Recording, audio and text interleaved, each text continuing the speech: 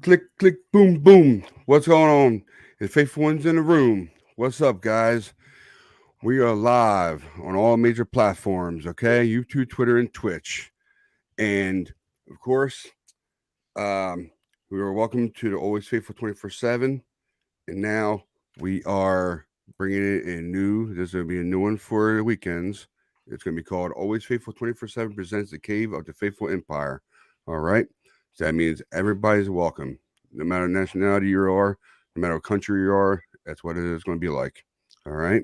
So, and of course, our first guy, I want to welcome my brothers, of course. Mark, my brother Jizzle, my new guy, Maverick, baby. What's going on, brothers? And of course, our man Nick from the other side of the country. Here you go. What's going on, Nick? Hey, how you doing, guys? what's up, man? What's going on? What up, how you doing, guys? See Nick in a while, bro. How you, man? Yeah, not bad, not bad. How's things, guys? You all good? Real quick, for everybody starts up. Thank you so much, Nick, for stopping this coming on weekends. Thank you very much, man. Thank you. Absolutely, Nick. Good to see guys. you again, bro. We haven't spoke since the playoffs, man. I know, man. I've been down since then. Okay. Cool. How's family, bro? Yeah, everyone's all good, all good. That's cracking on. We've got some storm weather over here at the moment, so my city's a little tore up right now. We're not used to this kind of weather, so we'll got to crack on. Yeah, we had a little bit of snow flurries out here in New Jersey, but everything is good. It has stopped, thank God. But everything is good here, man. Yeah, welcome aboard. Like Ryan said, we appreciate your time and your wisdom, man. Hey, for everybody that wants good weather and you want to overpay like 10 times more for it, come to Cali, man. I don't even know what y'all talking about. That's how good the weather is. Like, let me tell you that, bro. Yo, Jizzle, if my job can move out there in California, I will love to come out there, bro. But it's my job is it take care of the electricity and the gas here. I work for a gas and electricity company. Okay. Yeah, so I work in the collection department. I'm responsible for collecting payments from customers. But bro, if the company was out there in Cali, I will be out there, bro. That part. Yeah, man. For me down here in Florida, our weather is so bipolar, bro. Yeah. Like honestly. It can tell you it'd be like 56 degrees outside and it feels every bit of 40 plus. The cold is so dry. It's like dry ice. Yeah. Yo, shout out to Florida, man. I was just telling Mav earlier before the show, my youngest brother lived out there in Tampa Bay. Unfortunately, he's a Buccaneers fan, but I'm still working on him. But anyway, but first and foremost, man, God bless each and every one of you. Mav, again, like I said to you earlier, bro, it's good to meet you, man. Welcome to the family. Always faithful 24/7. Ain't nothing but love here, bro. Again, appreciate. Again, Nick, thank you for coming. And my brother Jizzle, I love you, bro. Yes, sir. Love you too, my nigga. Shout out to Troy. Shout out to Paul. And what's up, Ryan? What's going on? I'm very happy for this, and it was just my idea. You know about it, Nick. I was talking to you about it. Super Bowl weekend. I was talking to you about that, and just wanted to do something different. Just wanted to bring like everybody together on one kind of thing. So that was my idea. Hey, if you really think about it, though, if you combine the U.S. flag with the British flag, it's almost like a Civil War Part 2. You know what I mean? Like they did the remix on it. Let's not get man. That's how I'm talking about. Let's keep it like the remix, like it's the second sequel. This is the sequel. Okay. British gonna take the United States back now. Y'all did y'all little thing. Now we coming out with a new movie, and British takes the U.S. back. Like, man, hey, guys, you know, I'm fighting on your side because I've got the English oppressors as well, man. I'm fighting for the US. Dude, I'm Welsh. I don't recognize that other flag. I'm Welsh. My flag's got a goddamn dragon on it. Yo. Oh, wow, word. Because I never saw a Welsh flag, so word. Okay. Yo, Jizzle, let's keep the love civil, man. No, it's civil because as me as a black man, I don't care who wins. Dude, we're all going to be fighting on the same side. I'm glad y'all fighting. I'm getting in that boat and I'm going that way. So Nick, you guys are about what, 5 hours away? 5 hours ahead, right? 5 hours ahead, yeah. What time are we here? It's just coming up to 8:30 here. Okay, I got a quick question, man. So out here in the States, for me specifically, our games come on at like 4:30 p.m. Yeah. So I mean, is it like a Monday night game for you guys over there, or what is it? Monday night games are an absolute nightmare because they start about 1:30 in the morning. So it's like, so it would be like the World Cup qualifying for me, right? At like 2, 3, 4 in the morning or something like that. Mm-hmm. Oh wow, yeah. See, it's a long night. Yeah, basically, if because I always check the schedule months in advance. The moment I see there's a potential for a Monday night game, I book the following day off. There's no way. So I'm sorry, dude. Niners come first. I'm watching highlights, though. I'm sorry, I'm watching highlights. No doubt. Nah, gotta watch it live. I haven't missed a game live now in 5 years. Yeah.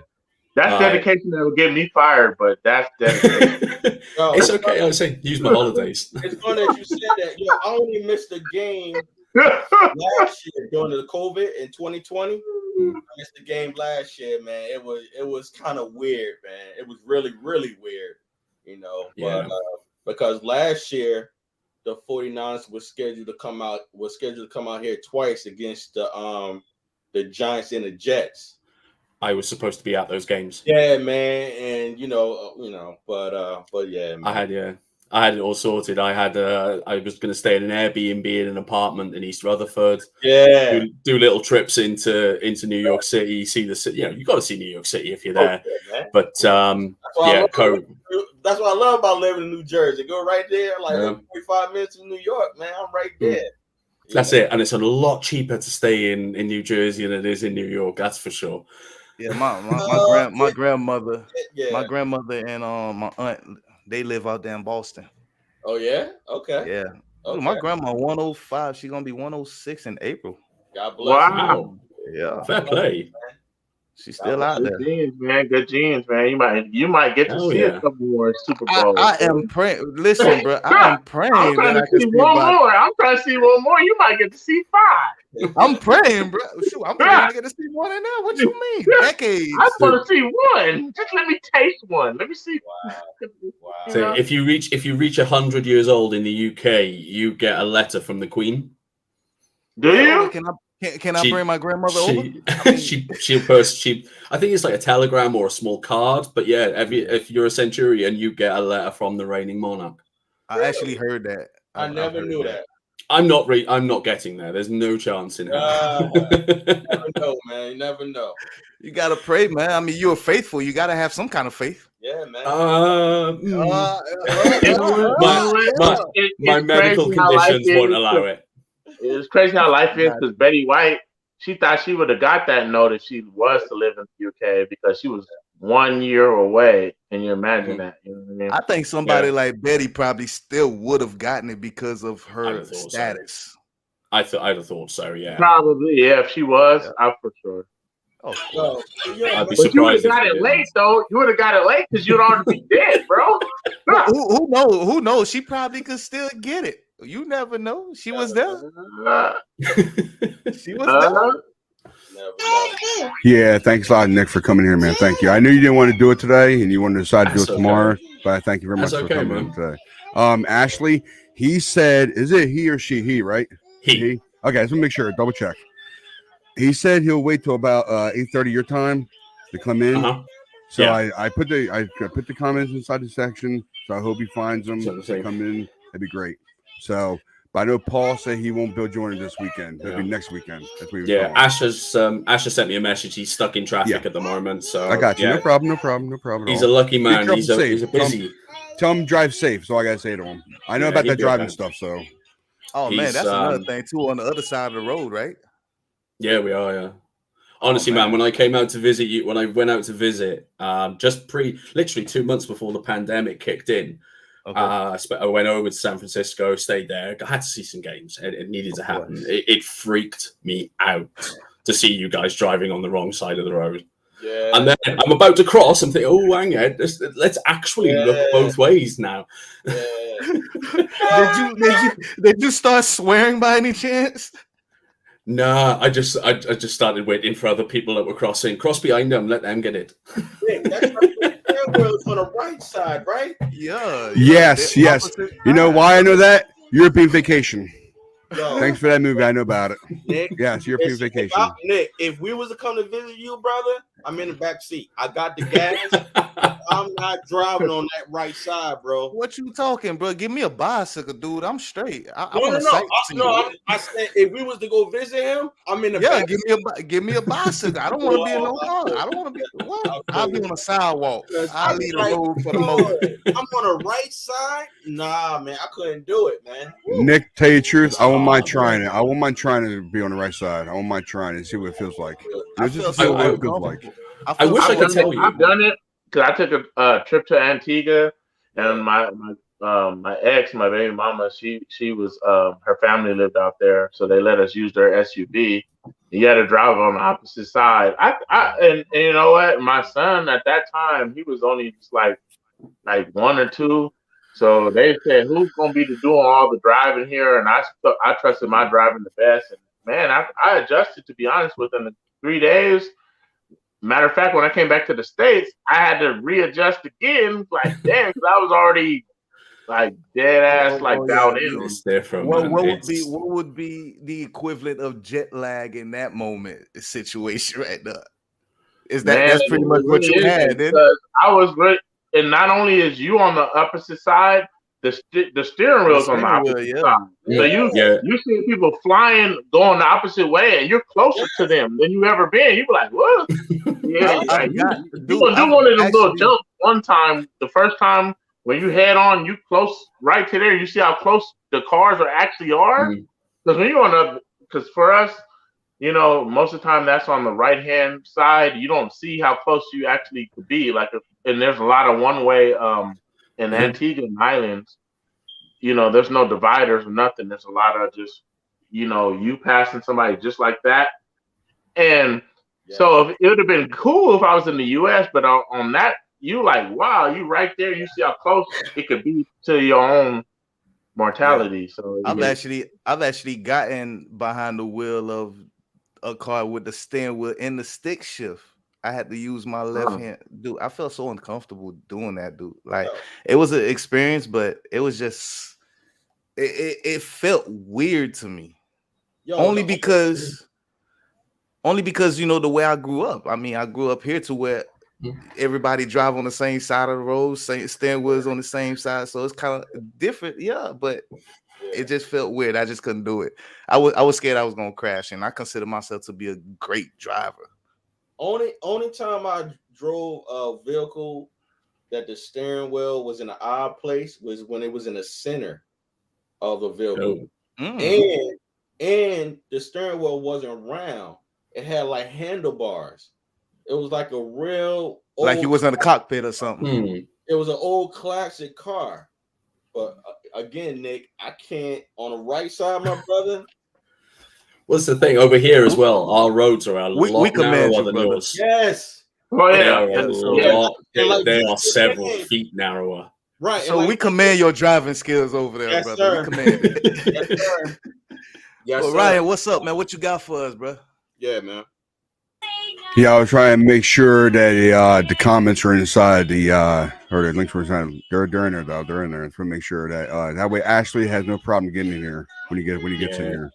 So yeah, guys, excuse my background. I know my daughter's in here with me. Her music, so apologize for that. But like I said, thank you very much, Nick, for coming in here, doing your thing, man. And our first question. I mean, I don't know if there's any news out there right now. I haven't looked in Twitter for a little bit and for a while, but here's our first one. Potential trade for Jimmy and in general. What do you guys think? What's up, Jizzle? I'm gonna follow your lead, Jizzle. That was your question, bro. Okay, so potential trade for Jimmy, and I talked about this on the last night's podcast a little bit, where I would want to see Jimmy go. I said Pittsburgh, but there's a lot of other ones out there, and so basically, it depends how risky the Niners want to get in this aspect. Because so I'll give you a couple scenarios. So say if they wanted to get the first pick off the Commanders, which is I think it's like the 11th pick or something for them, It's right? 11. The Washington Commanders. Yeah. So say if we wanted to give McGlinskey, Jimmy G, and either Sermon or Greenlaw, one of them for their 11th pick. You know what I mean? It's an interesting discussion there. And then, as far as the trades in general, too, there's a lot of trades I feel like that can be made in general that don't have Jimmy G. So I'm gonna say that and let you pass it on. One, the Giants are talking about trading Saquon Barkley. He's still on the last leg of his rookie contract, though. That's the part. You don't have to do. We're not taking on no salary. If we don't keep Mostert, you might want to have a guy that could hit the home run in this outside zone scheme. You know what I mean? And I know I see Mark's face, but I'm saying, I don't want Barkley. It's something to think about, and we'll get the dialogue going with that. But those are my trade scenarios right there. What's up, Nick? What you think? Jimmy's an interesting one. We all know how bad the QB market is this year, which could end up driving Jimmy's price up. It will. Now, for obvious reasons. I know there's obviously been that whole you either love Jimmy or hate him thing going on with social media with us the last year or two. But whether we like him or not, he does have a habit of winning. And as a result, I don't really want to see him in the NFC. I would much rather him being in the AFC. Who said that, Jizzle? But thank you, Nick. Go ahead. Well, okay.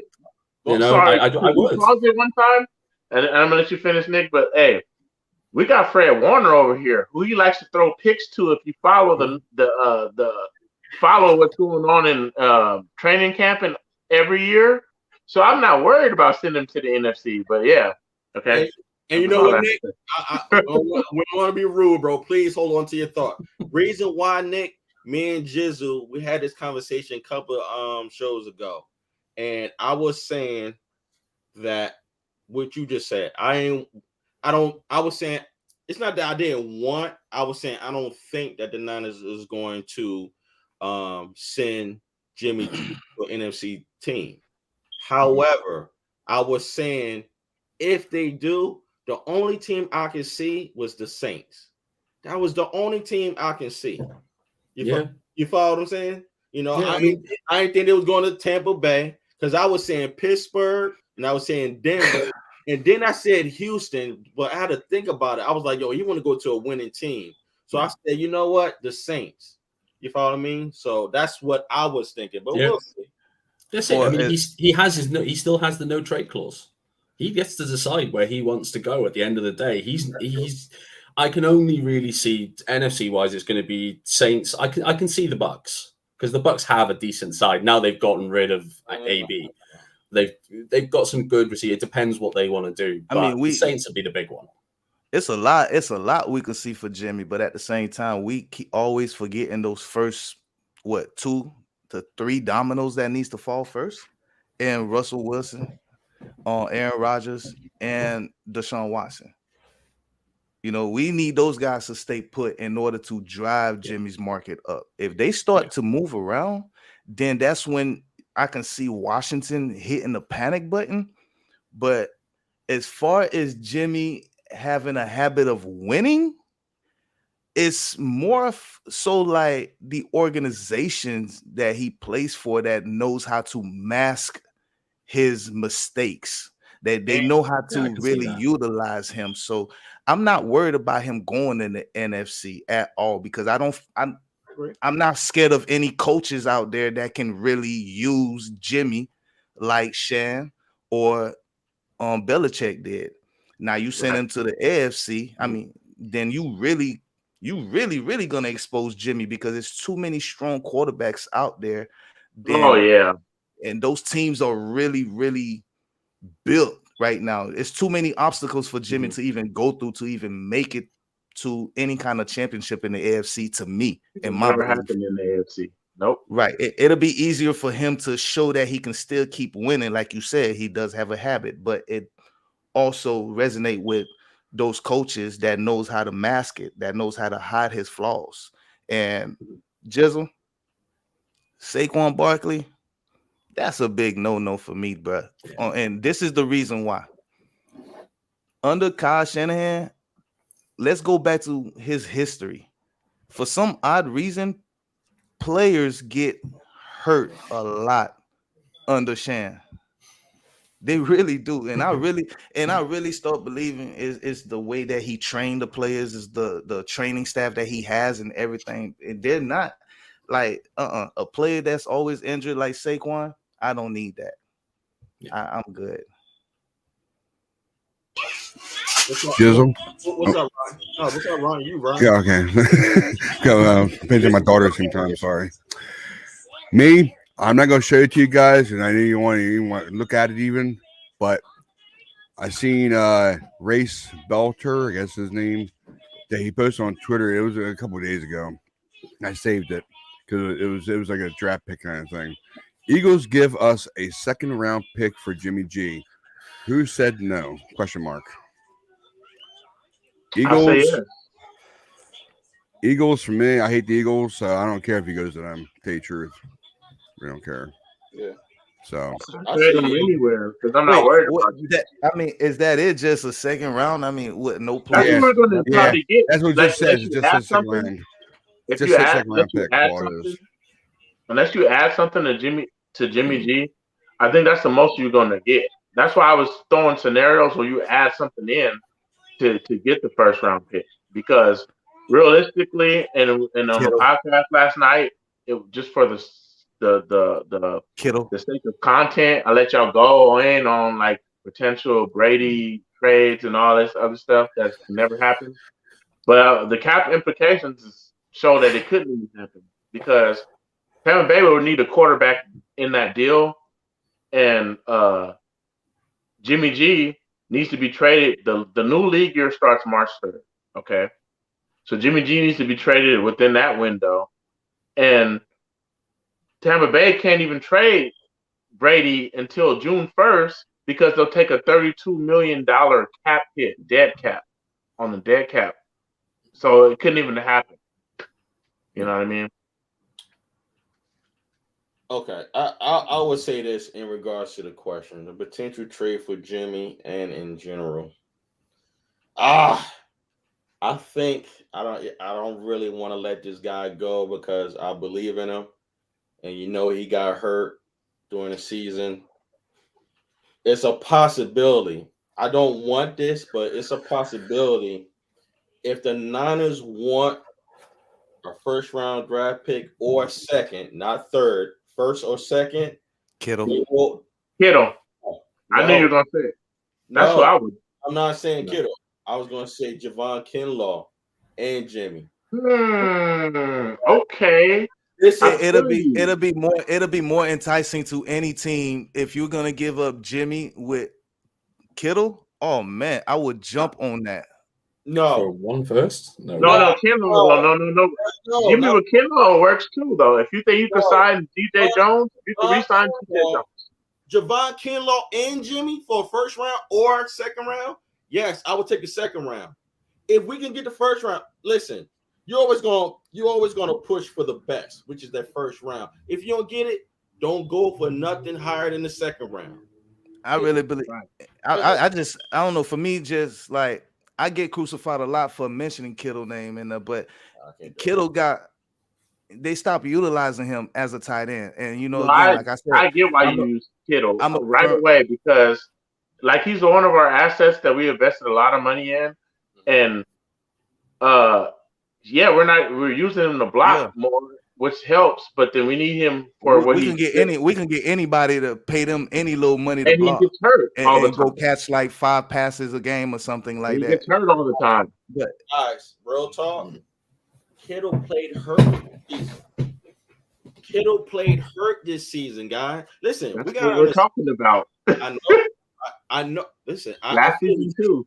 I feel you, and I respect you. But Kittle is playing hurt, not injured. Is a difference. You can play hurt. we get it. We get it. Injured. Right. But what I'm saying is he was hurt this season, but he still played. And this is just me. I think they played him to the best of their ability based on his ability to be on the field and also to protect him. Because we know, man, That's totally understood. Like I said, the way that Jimmy was throwing the ball to Kittle, Kittle career could be ended. oh yeah. You understand what I'm saying? But this is just me. I won't get rid of What Kittle. what check this out. Kittle's the muscle of Check our this. offense. But go ahead. Yeah, go ahead. I love George Kittle. Don't get me wrong, but I also loved Vernon Davis too. You see what I mean? But I'm a firm believer in the market and the finance when it comes to looking at the game aspect. Like if I'm gonna pay you all this money, I knew I paid you at one point because I thought you were going to be the actual face until Debo came and Debo the show from you. Now he's gonna get paid, but I need Kittle to go out there and be used like he needs to. Like you're getting paid for. But that's what we want. That's what we want. But and I'll tell you, that's what we want. So I'm gonna ask you this. What if it was orchestrated this way? But I'm gonna ask you this. Yeah, okay. I'm gonna ask you this. Let's say 5 games into the brand new season. Right. If Kittle is still being utilized like he did for the last 7 weeks, 8 weeks of the season, is that what it is? Okay. If he's still being utilized the same way, 5 games into the season, what do you say then? If other players on the offense are producing, I'm not saying nothing. That's just me. Okay, but I'm saying though, you don't think we can find a tight end to do what Kittle would pretty much be doing as far as like blocking and maybe just going out for like 5 passes? Absolutely. When you got a clear weapon on your hand to get a trade to move in right now? It's a possibility. I'm just saying. I'm just saying that. No, I feel you, bro. What I'm saying is I can't see the 49 organization get rid of this guy. The faithful love this guy. Okay, I can't compare. Okay, just a comparison real quick. I don't know if you're going to feel me on this, Nick, Jizzle, Ryan. You see how the faithful love Buckner? It ain't the same with George Kittle. If you get rid of George Kittle, it's going to be some problems, So what? You get rid of George Kittle, you get a Joe Montana problem 2.0. Is that what you're telling me? No, that's not what I'm telling you. What I'm saying is I don't think they're going to do it. No. I don't think the fans back then didn't think Joe Montana was going to leave San Francisco, but yet he got shipped out. But he wasn't still in the prime of his career like George Kittle is.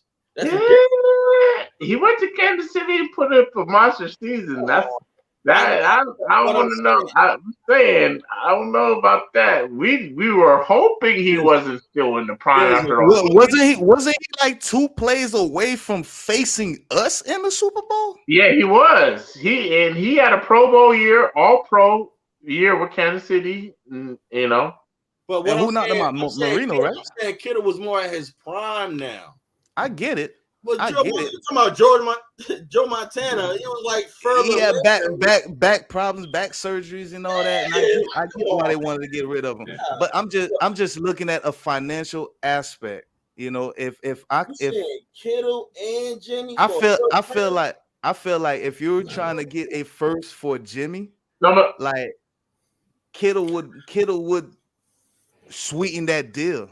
I mean, And I want to derail this conversation, but to be honest with you, so if I was a deal Kittle, it'd be for the Aaron Rodgers move. And I'm in Trey Lance, and my flag is planted straight with Trey Lance. But I don't want Aaron.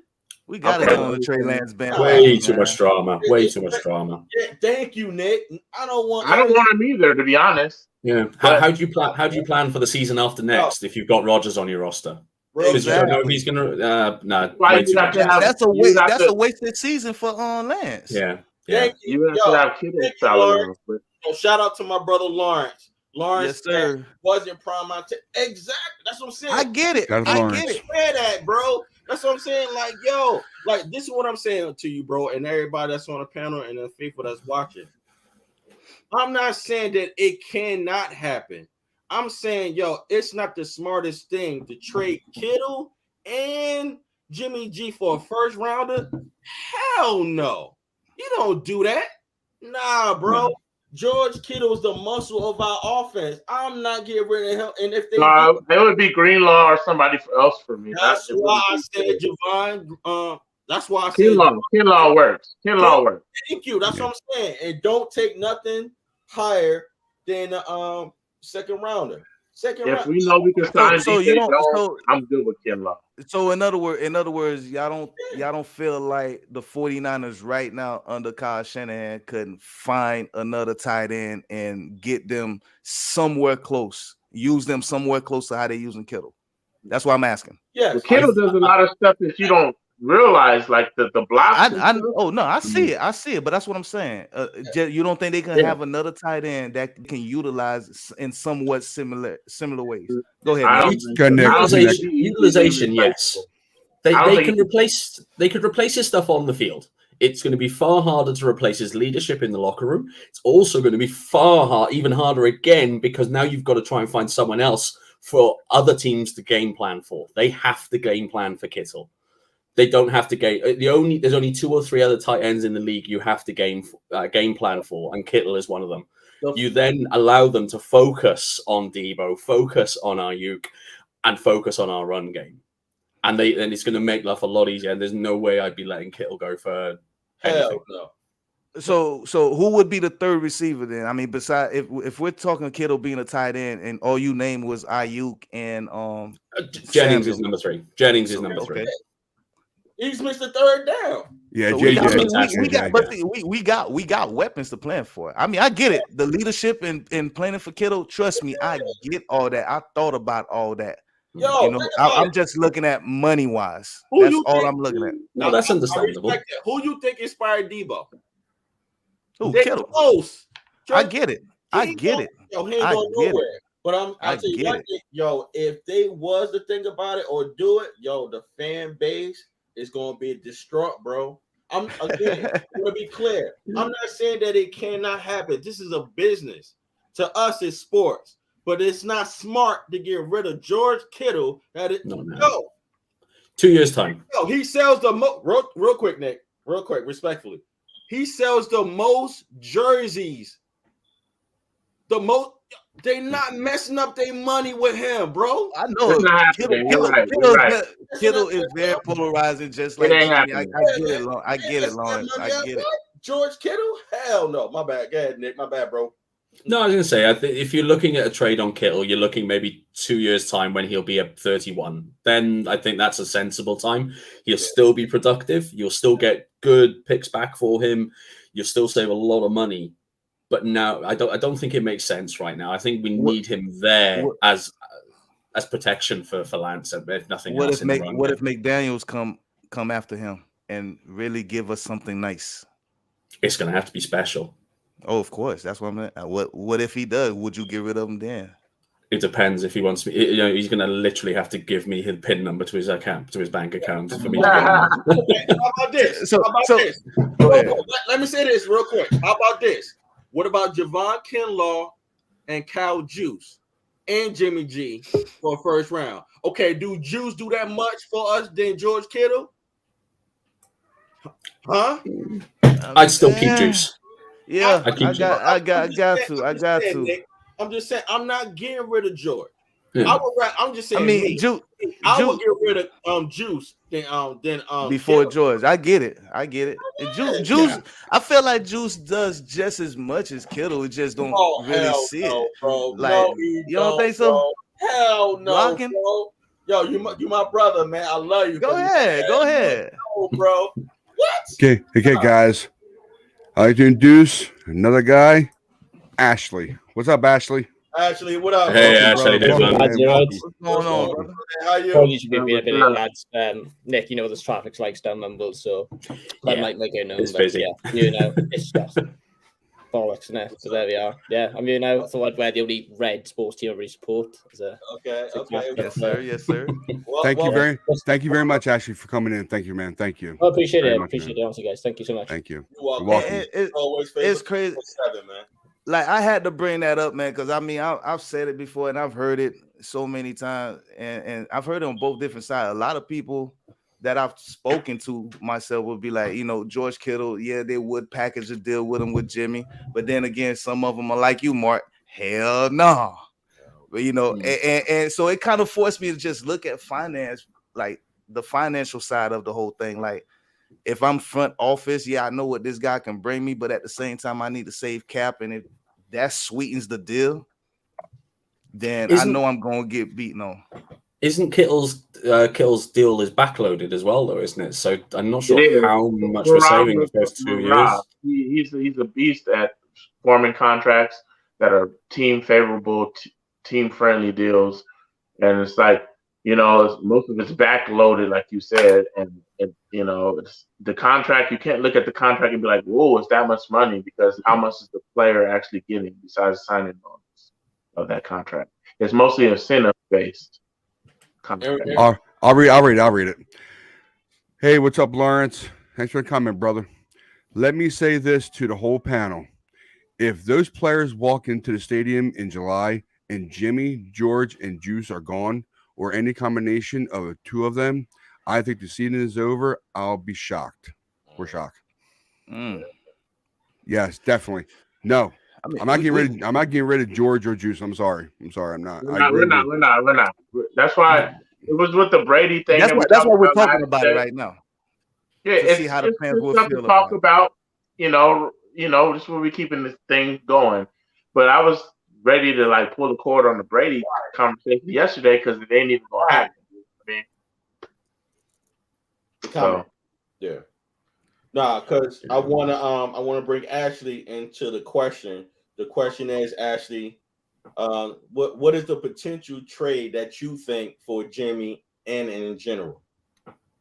Oof, okay, so I was just thinking to myself now as well, out of those three, who's least likely to be that, from my perspective as well, it probably would be Jimmy for me as well. For me, like I spoke to Nick about this loads. Like he knows I'm not obviously the biggest fan of Jimmy, but I think he is a starting caliber quarterback, lower tier maybe, but no, he has a place in the league regardless as a starter somewhere. Whether that's just a transition player, particularly this year, since there's such a lack of depth in any talent in the quarterback class this year in the draft. So I think there's definitely there's value this year to trade in more than any year because of that lack of depth in the draft. So in terms of teams he could go to, I'm not really sure. I'd have to have a bit more of a look. But in terms of value, I honestly think you could probably get a third or a fourth out of someone for him personally. That's why I put value on him as well. Because I don't think someone's going to draft him, or not draft him, I shouldn't say. So trade for him to keep him as the centerpiece of their offense, or to keep him as their quarterback for the next 4 or 5 years. I think someone will pick him up maybe as a transitional piece for the draft next year, maybe. So I think he has value to a certain extent, particularly this year. So I'd probably say a third or fourth personally. I don't know whether you guys agree with me or not, but that's I've always called Jimmy a bridge quarterback anyway, just like you're saying. He's just nothing but a transitional quarterback at this point. Not no starter nor backup, just a bridge. Let me add this for you, Ashley, based on our brother Maverick has said, and Jizzle had mentioned also. For a first round draft pick or a second, no third, just a first round or second draft pick, who would you trade that's on the 49er roster along with Jimmy G to get that first round draft pick or second round draft pick? yes. Who do you think? Give us your package deal for a first round with Jimmy. Right. So who would I ship with Jimmy to get a first rounder? In essence, is what Right. you're saying. Yes, sir. Yes, sir. That's the stand. Okay. That's the. I mean, it so far, choices are between Juice and Kittle and Kinlaw. Kittle came to mind straight away, definitely. Kittle? Kittle, out of those two, Kittle, I'd say as a first round, if you want to get a first rounder, could you I wouldn't ship Debo, but I think you probably get a first if you package them together as well. I think you don't think so? I think you get. No, I wouldn't even put him. You get two. You get about 2 to 3 first for you. You get about 2 to 3 first for Debo alone. So I wouldn't even put him in any trade deal. Both of him are untradeable. I don't think they're tradable. Like, if you wanted to get the first, then they're the ones. Listen, just for me to shut the conversation down. You come talking to me about Debo. We starting the conversation at 5 first. You'll definitely walk away. Yeah, you're hanging up that phone. That's ludicrous. Yeah, you gonna hang up with that phone. Actually, don't come to me for him. Actually, let me ask you this. This is what I brought in regards to the potential of trading Jimmy G. I was thinking Javon Kinlaw on defense and Kyle Juszczyk and Jimmy G for a first rounder. For the first, okay, you get a lot. You cover a lot of bases with that. Definitely, Kinlaw was a good player as well. He's quite a recent pickup for you, though, isn't he? I imagine. I don't follow the Finished the year injured, but I think you can make an argument that you could get a first for that package personally, for sure. Yes, easy. It's definitely debatable. It's not out the realms of possibility. Then let's say, but I could see that maybe. Yeah, no doubt. Yo, I like you as well. I mean, that Kyle Shanahan can't. Listen, think about it. Y'all tell me that Kyle Shanahan can't pick up a veteran that's a fullback and just block. You feel what I mean? That's true. Kinlaw and Juice and Jimmy for a first round. That's easy. I think whoever's doing a first up for that is getting a hell of a deal. Thank you. I'd argue there is. Thank you. How can you turn that down? The only thing I'd argue against there, if I was to play devil's advocate, and this is playing devil's advocate, as I say, is have fullbacks got that much value in the modern NFL since there's such a phased out position? You know, would teams really want the fullback? If I was to play devil's advocate, then exactly. I think they would. Isn't U-Tech like the only fullback? Look at what they've done with Ballore in Seattle. I mean, they've started using the fullback a lot more than when they transitioned Nick Ballore from linebacker to fullback, and one of our old linebackers of all things. So I think you're starting to see more and more of it because of how the Niners have used the fullback the last few years, and people are starting to see that actually we can do something here. If we can find a fullback that can catch and block, we got a player. I mean, besides Juszczyk, who was the last real true fullback in the league? Lorenzo Neal, I think it was. Wasn't it? Yeah, Lorenzo Neal was definitely the last true. Like the last truest full. Because I mean, I have see, that's the thing. I hadn't seen a fullback in quite a while, at least 10 years, to actually be labeled a fullback. Just put a name out there. William Floyd. I'll put a name out there. William Floyd. Oh yeah. I'm gonna put a name out there. But hey, he was the last one. This shows you how rare the fullback is. Like a unicorn in this league right now. It goes to show you Mike McDaniels. We already know he's the new head coach of the Miami Dolphins. When they just made their move after that, it was a fullback named Lovett. I didn't even know he was in the league. They added him. I guess he's got potential as fullback because he's going to try to implement the same kind of philosophy that we're doing here, and it requires that you have that fullback, that extra blocker, to set basically that extra pulling guard on the outside zone. That's what that fullback does. And I had never heard of the guy though. I was like, love it. I mean, I'm saying that's how, back in the days you used to know who all of them. Mike Alstott. If you want to go back further, Rathman. I remember Alstott. I remember him too. Every man what fullback you could probably spam a couple fullback dives with. You know what I mean? Shows you how the times are changing. I really think Now, Mike Allstott changed that position. Like he stopped that being called a fullback and being Yeah, called a he wasn't a halfback. real fullback. He switched that position. That position was switched because of him. That's why I'm like, Lorenzo Neal had to have been the very last true fullback in the league to me, as far as I can remember. Yeah. and just imagine all the passes that Kittle and Juice missed because of Jimmy G overthrowing people. Can you imagine if Trey Lance was throwing at them and they were getting wide open? Oh yeah. Can you imagine Oh, yeah. and everybody's talking about trading these guys out for a first. I'm gonna play devil's advocate right now. If you trade Juice and Kittle, one hype man hypes up the whole offense on your sideline, playing like a cheerleader, put it that way. Juice, which everybody loves, because I hear his Juice name every time he catches the ball. And what if they do that and the draft pick, the first round pick they get, turns out to be a bust? What happens and what's going to happen then? I mean, isn't that the 49ers model anyways? Yes, thank you. Thank you. Well, in that case, we'll just trade it. If we trade him for a fifth, we're guaranteed to get a Pro Bowler. It's all good. Hey, there you go. We do draft well in the fifth round. I'm sorry, I won't want to trade Kittle really or do. Juice. like I'm with that. I like We that. really do. Yeah. Hey, I mean, We you do think well about in it. those. We do well in those bottom parts of the draft. That's where you really build your team. I mean, anywhere from third on back.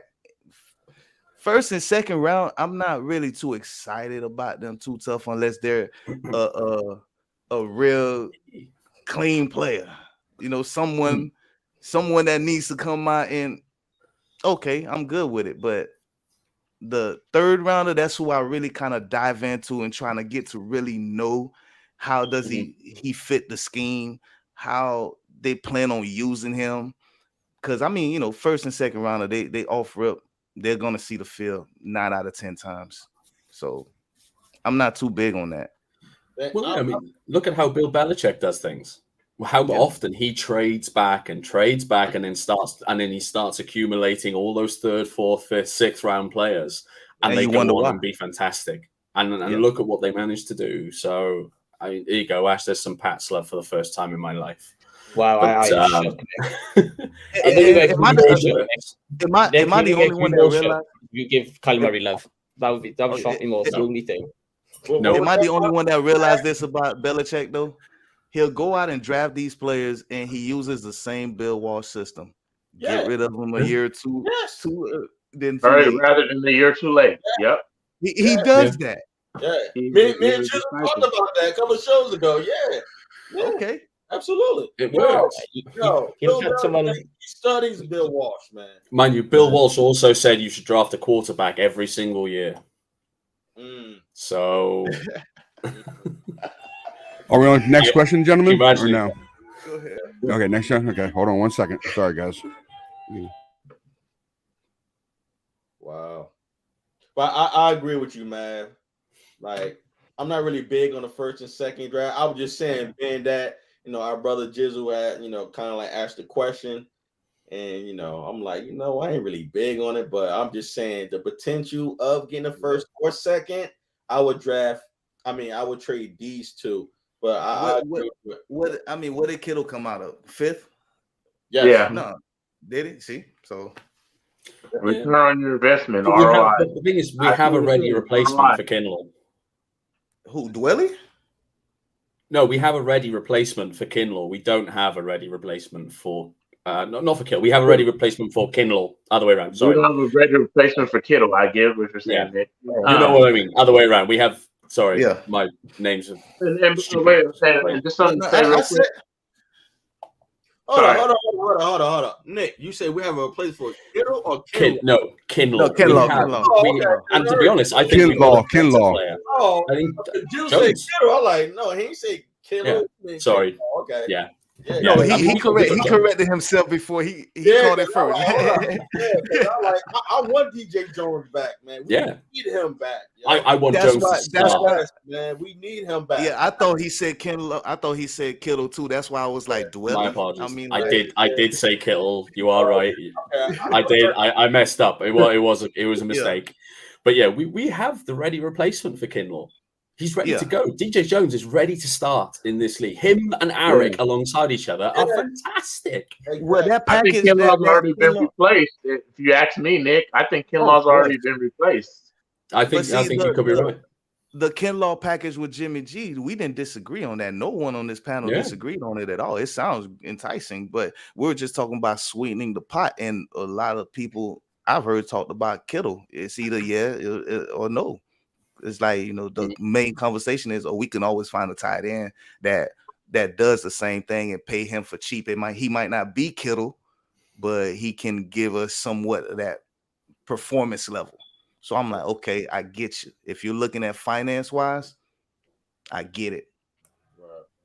Yeah, I'm truly ready to move him from Kinlaw. Sorry to cut you off, Mark, but yeah, Kinlaw. If his back starts acting up again, who knows what happened? His knee. His knee. I thought it was his back. Or no, I'm sorry. I'm talking about D Ford. I'm talking about D Ford. My bad. Kinlaw's leg and knee, whatever it is. But I tell you right now, who stepped up? Arden Key. Oh yeah, that man's been stepping up. I like him. In a new scheme. Yep. He was on a 1-year prove-it deal, right? With the faders, he wasn't like when he was the faders. Yeah, man. Exactly. That's right. I know. He said he loves his team because the way it's built and the way the Shanahan runs the defense. He loves it way better than the faders did. So I commend him on that. You know why? Because he said when he was with the faders, there was talk to read. Yeah. What Chris Kosaric, they talked. You react. Chris Kosaric, man. And Samson said the exact same thing when he was with the Lambs. They was taught to read. He said since they came to the 49ers, there was gas, no brakes. Just go after the quarterback. Yeah. Does anybody know how many years Chris Kosaric has left on his contract for the defensive end? I want to keep him in the house forever. Yes. Thank you, Jizzle. I was about to say same thing. He ain't going anywhere. He better stay there for at least the next 10 years. Matter of fact, he's the guy with Tom Sula. Tom Sula make you the defensive coordinator just as long as you don't. Not gonna make you the head coach, not necessarily Tom Sula like that, but like we'll make you defensive coordinator if we lose. Since you brought that Jizzle, since you brought that up, I had a question. I thought of myself a few days ago. I told myself in the car driving, I was like, you know what? Since Vic is not going to probably be around for a year for anybody, here's my next question I want to ask you guys on the panel and everybody was watching. Do you think if he doesn't come here at all for D'Amico Ryans, I put D'Amico or whatever his name is, D Ryans, on the field or put him up in the booth? What do you think he'd be comfortable with? If D'Amico Ryans what now? Who you talking about? Vic Fangio? No, not Vic. Vic is not going to come to us this year. And D'Amico Ryans is our defensive coordinator this year. Do you think he stays on the field or he goes up in the booth? I'll do whatever worked this year, bro. You don't change nothing. No, D'Amico Ryan staying on the field, bro. Yeah, that's where he was. He was a middle linebacker. He was always on the field. That's his depth. We Fangio works better in the press box, but that's what his strengths and skills lie. You know what I mean? You don't switch nothing up. We had something magical going on. Exactly. So if D'Amico Ryan likes it that way, don't switch that up. But one more little quick thing I want to say. So John Lynch met with Fangio, and then Fangio passed on all the defensive coordinator jobs. And there's a rumor that he did that because he knows there's going to be an opening here, and this is where he wants to be. So I'm just putting that out there for you guys. Yeah, the rumors are he's going to be a consultant. These are going to do it on a consultancy role this year. And then potentially take over. But my only thing with that is he play. One plays 3-4 and the other plays 4-3. How's that going to work? We said that last. I don't like it. Yeah, I don't like it. Let me tell you. I got this one real quick. So, and I had those main questions myself about Fangio because he comes from a 3-4 scheme. But then somebody put me on game and said, "What about the year he was the defensive coordinator for the Carolina Panthers? He ran a 4-3, and it was very effective. So he adapted to his personnel that he had. I didn't even know that till I was 2 weeks old at that time, knowing that.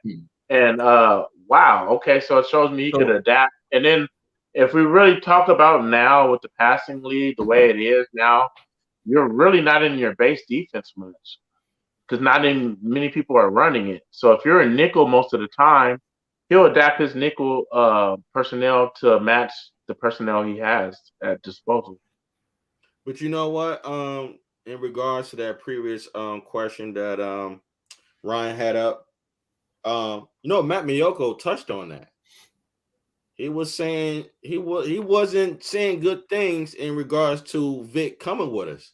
So that's a big question mark, guys. I mean, the conversations are still going, but based on what Matt Miyoko was saying, it don't look like it's going in that direction. Anything can change from now the season start. However, based on what Matt Miyoko was saying, it don't look pretty good in that situation. But just to back up, Jizzle, we had this conversation before, but D'Amico Ryan he ain't going nowhere in regards to his position. He's going to be on the field, and if Vic does decide to come, he's going to be up there in the box. Mm-hmm. And so Nick and Ashley and Mav, we said previously that when Vic come, our defense is going to be ferocious with the tackling. Christ, yeah. Ferocious, because this is what I was telling my brothers last time. I was always concerned about our secondary tackling because they will always hit but don't wrap. And Vic Fangio, he's not going for that if he was to accept the job. So I will, of course, I will love for him to come to the Empire. However, if he doesn't, Kyle Shanahan and John, they're gonna keep looking for the best person for that job to help out D'Amico. But if he come, I'm not gonna be worried about our secondary because the secondary tackling is the only thing I was concerned about because our tackling in the secondary wasn't good. It was like a B-. You understand? To me, that's my grade that I'm giving. However, what up? Now I got this to say. Now, I looked at the draft board and one name stood out to being our first number 1 pick, right? And the name is Kobe Bryant from Cincinnati, cornerback. Did we talk about that? Kobe Bryant. Right? Nah. Vic Fangio becomes a consultant for the 49ers. What kind of player do you see him picking? I mean, you talking about 4-3, 3-4, adaptation. It sounds like he got his own playbook and specific players already in mind to run his scheme. So who do we see? Who do we see going off the board first in that case? Well, you saying for Fangio? Yeah. Well, Fangio ain't even going to be here this year. We're not picking players on what he would do. But I'm saying if he's gonna be a consultant, I mean, I'm pretty sure his word. He ain't gonna have no input on the draft, bro. Like even if he was the defensive coordinator, we just draft players that fit your scheme. You know what I mean? It's not gonna work like that. You know what I mean? Yeah. It's a possibility he might have some say in the draft. He might have some say. I feel you just and he's not been officially hired. I know. I'm just saying, hypothetically, if he does become a consultant, because I mean, if I'm a consultant, I need you to come and consult with me. I need to have some kind of input. No doubt. So consultant would be telling us different schematic ways you would adjust the defense from schematic standpoint. So that's the only thing you feel like he's gonna be talking about, consulting about. That's all a consultant is. You don't consult me on how to draft my players, or anything else like that, because then we need to pay you a lot more than just. I mean, doesn't Kyle consult with his daddy about who to pick?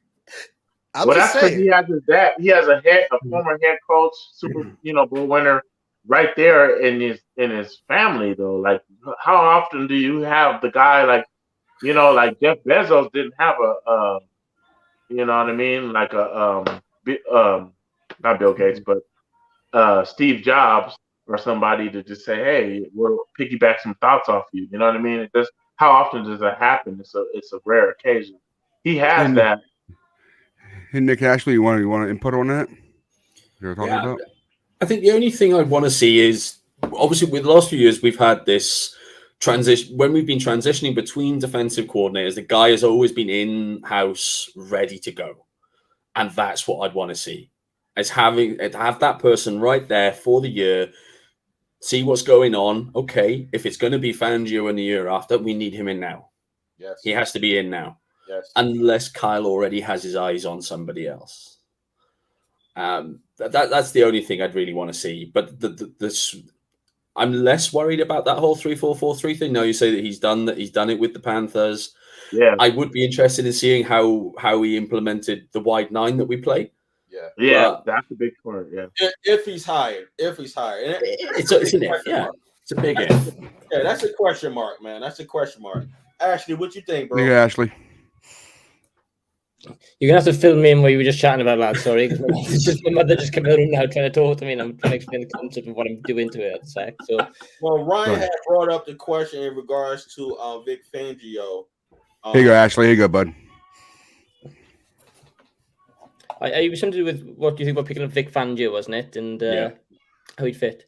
Well, yeah, like you said, you improve your tackling, which I think Mark said, that was probably your weakest area in the secondary this year. I also I think what you said as well, Mark, as well. It was about picking up Kobe Bryant, that DB from Cincy, the Bearcats, because he's a ferocious tackler, man. He does not shy away from the run game. So, yeah, if you can pick up as a first rounder, someone like him, bring in Fangio, someone to clean up that secondary, I don't think there's not a lot more holes on that team, full stop.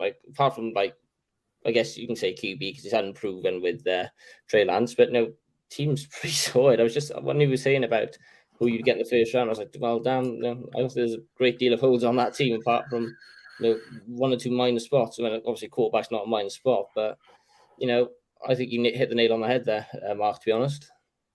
Okay. You know what, Nick? Actually, I want to hear your input since you brought up quarterback. Your best fit for backup to Trey Lance. To Trey Lance. Oof, okay.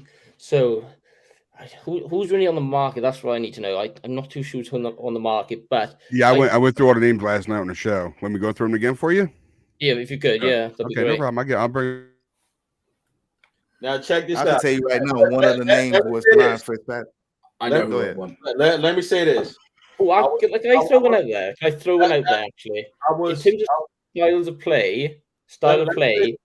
Let me tell you this, Ashley. Go on. Before Ryan read them off, think about Kyle Shanahan's scheme. Don't make it personal as far as who you want.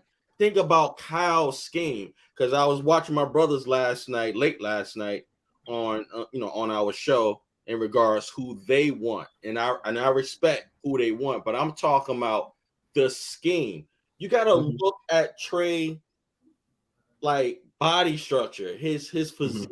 You understand? You need someone to, you know what I mean? Yeah, and Cam Newton doesn't fit the scheme though. I love it. That's what I was gonna say. I'm keeping it real. I don't think Cam Newton fits the scheme. What up, Paul? I was saying three guys. Oh, Paul, what's going on, bud? I was saying what's good? Cam Newton, Patrick, and Tyrod. What's his name? Tyrod. Tyrod Taylor. Tyrod Taylor. Yeah. Who's the second option? Tyrod Taylor. Right. Ryan Fitzpatrick. Yes. Ryan Fitzpatrick. This is on YouTube channel. It's on YouTube. It's on YouTube. Pioneer. Has they say your name? I can't say that name right. Penor. Okay, Penor. Yeah, it's on YouTube channel. Go to Always Faithful 24/7. Okay, I'll give you. It's in the comments are in the link. Okay, I'll show you the thing real quick, and go ahead talking, guys. I'll show you the thing real quick. You had Marcus Mariota as well. Mariota is not a bad shout, although I view there's interest from teams like Carolina with him, who would have him potentially to compete with the starting spot. And I think he can be a starter, Mariota as well, given the right system. I think Mariota could be a bottom-end starter, but I don't think he'll fit. I think he has the potential to go elsewhere and get playing time. So I don't think he'd maybe look at the Niners that seriously. But I'd stick with what you said, Mark, to be honest. I think Cam Newton's a good fit there. Although he wants to be a starter. He's very convinced. He was, at least when he was with us. He's like the best mobile quarterback out of all the quarterbacks that Ryan's going to list. This is my humble opinion. I'm just saying you need someone to teach Trey Lance situations when he needs to scramble. There's going to be situations Trey Lance going to need to scramble. Okay, when you say it like that, Mark. Well, Okay, now that actually now you're selling me on it. I said that That before, was though. that was one of my thoughts about Tyrod because of Anthony Land, and he's worked with him before, so he knows what he's gonna run. And I'm not scared of Tyrod taking over, becoming the starter throughout the whole season over Trey. Eventually, Trey will get in, but Mariota, when it came to Mariota and Trubisky, to piggyback off of Ashley, I pretty much said their age was an issue to me because they were still young and they would still have the capability of keeping that number one job. But I remember you said they were going to compete. They might also They compete. might they might I push heard them you for say it that because last of their night. age. Now, when it comes to Ryan Fitzpatrick, that's because of veteran leadership, and we know he's going to give us a good 5 wins. So, and the way that you utilize Jimmy, Ryan Fitzpatrick is, I believe, to me, is an upgrade from that because he can make those plays. He won't miss those wide open passes. Yeah. You won't have to really utilize Debo in the run game like we did with Jimmy. I agree. So we can actually have a well-functioned team, to move forward as far as veteran presence. Yeah. The more you talk about it, the more conflicted I am, really, because Cam fits the style of play, the mold of player that he is. But Tyrod, I'd say, gets you more pure production or actually more stability as a backup. But then you get the leadership qualities from Fitzpatrick. If you could get a bit of all three, that'd be great. But they all fit kind of a different aspect of what you like from a back or a mentor. They really do. They really do. Now the plan with Tyrod and Justin Herbert was to utilize him like Jimmy Garoppolo and Trey Lance, but that just didn't happen because of the doctor, like you mentioned. So, and I wouldn't mind Tyrod and Patrick, because they both different. One is mobile. Yo, man, I just like the balance.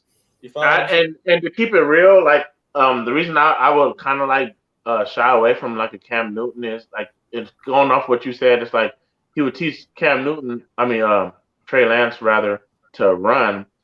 I don't really feel like that's his prototype. I don't want him to be like thinking about Trey Lance running. is a pass. He's a pass first quarterback. Yeah. He's a pass So I would rather bring in a Fitzpatrick. Fitzpatrick would be totally ideal, like the best. But I think he could probably get a starting job and compete for one at least. So I agree. He'd be an expensive option. But I agree. Expensive option as well. But I'm talking about situational plays when Trey can keep the play alive.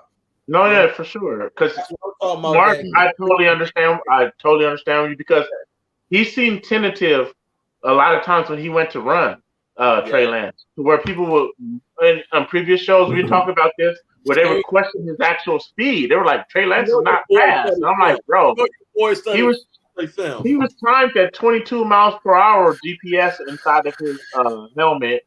Yeah, man. In college, that's hauling, bro. Like, so it's not that he's not fast. He was tentative because the speed difference from Division II to the NFL has got to be ginormous. You know what I mean? It's got to be to where you're like, whoa. You know what I mean? So you're a little bit tentative because these guys are coming at you like missiles launched. Yeah. I don't necessarily know as well that Trey Lance is as bulky or as big of a running quarterback as Cam either. Like, I wouldn't particularly, if I was calling plays, want to put too many like QB draws or QB counters in for a Trey Lance kind of guy. Because I think Trey Lance is a pass first QB, isn't he? I think he's a better passer than Cam. What's up? You can take it down. Okay. I really now I just want to tell him where it was, the YouTube channel. Yeah, I was trying to cut in a little bit so I can just tell him real quick. Actually, you hit the nail on the head. That's what you had to type in. So I had to type in Pioneer. So I don't know why, but I really believe that those design runs for Trey Lance will come in a little later into the season. Like, we're going to see a quarterback in the beginning. I don't like him. I don't like him. Run him too much, in my opinion. You've got Kyle Shanahan's so creative in running the ball and ways to get the ball in people's hands, like he does with Debo and other people. I don't necessarily think you need to risk that. I think you can. There's other ways you can get the ball. Save for the red zone. Save for the red zone, man. Thank you. Maybe, yeah. Well, that's why I told you 10 touchdowns the whole season from the red zone because there's not gonna be that many design running. It can happen. It can happen. Yeah. It can happen. I'm counting him for 25 passing TDs and 10 rushing TDs. Let me go on with this next question. You can change any move from last offseason. What would it be? Yep. Okay. I guess I'll start it off. This is my question, but so I have two, and I'm gonna be honest with you guys. Me and my boy Bub, he's supposed to come in and comment, but I guess he got a little busy on here, and we were talking about this before we came on, and so number one is I would have went harder to get Matt Stafford, because not only did we not get him, he ended up going to the Rams, who we lost the Super Bowl to, right? So that would have been a big one. And then, having said that, in hindsight, I would have started Trey Lance in the NFC Championship, guys, because and I know what he had to do. He had to think about the locker room and, hey, this guy got us this far. Why wouldn't you let him have the chance? And how the locker room could be swayed a little bit that way. But what he was playing through, the injury and everything, it hampered him. He threw way more interceptions in the postseason than he did touchdowns. He was barely even holding on to the Jimmy G that we even saw that helped get us here. And so I really just believe we didn't capitalize there, and who knows if we had another quarterback that we had been grooming in with the playbook and everything, who knows? And that's how I'm gonna let you guys just speak on it next, Matt. Yeah. Actually.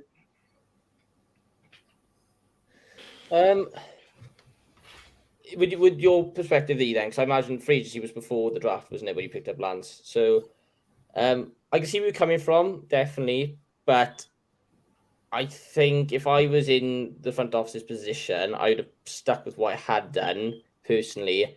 I think you try and pick someone up in the draft in that position because there was so much depth in the draft as well.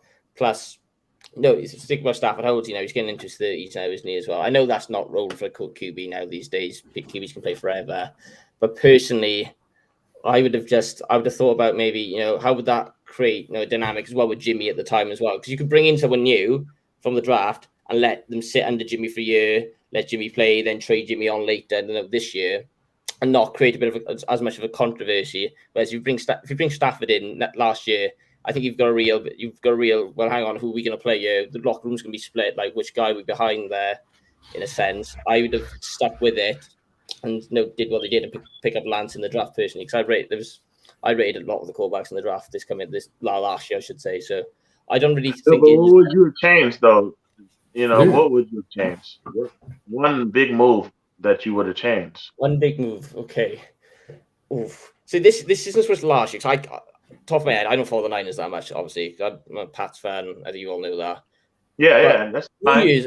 If I were to go 2 years, a year go back, maybe. What I would have done, I think I told Nick. I thought he was a 49er fan. My fault. My bad. No, I'm a Pats fan. No, Ryan didn't tell us. I mean, I know Nick. Me and Nick talk on. Mark, I just met the guy today. Okay. I did tell you, Nick. He was a Pats fan. We'll skip you out of that one. You already gave a good comment on that. All right. Okay. I would have controversial Nick as well. I've said this to Nick, but I would have. I don't know how this is going to make you guys react. So actually, you are an invader. You invaded, man. You invaded. I'm sorry, Nick. It's been 2 days ago. I met him 2 days ago. I didn't say you invaded, man. I found out about this podcast. Hey, Nick, you trying to learn our playbook, Nick. You trying to learn our playbook. Oh, we don't want that. Spygate. Yes, Spygate. You trying to learn our playbook. You got that thing. Hey, yo, Mav. Yo, Mav. See? Nick, you said I'd be safe. I feel you. Yo, Mav. It's all good. It's all good, though, Ashley. Nick, you said I'd be safe. My oldest son is a Pats fan. You'll get a pass from me. Ashley's brings some good heat today because the way he sees Trey Lance as a pass first It's the way we see him, and it's really good insight from another person that's not even a fan. That's saying. All I'll say was I was told about this at the Super Bowl with Nick. We both had a few drinks. Certain details may have been obscured or missed out. So if you're gonna, I'd say blame Nick firstly, but there we are. And I'm your center. You want me to protect you, and I'm your center, young man. That's true, yeah.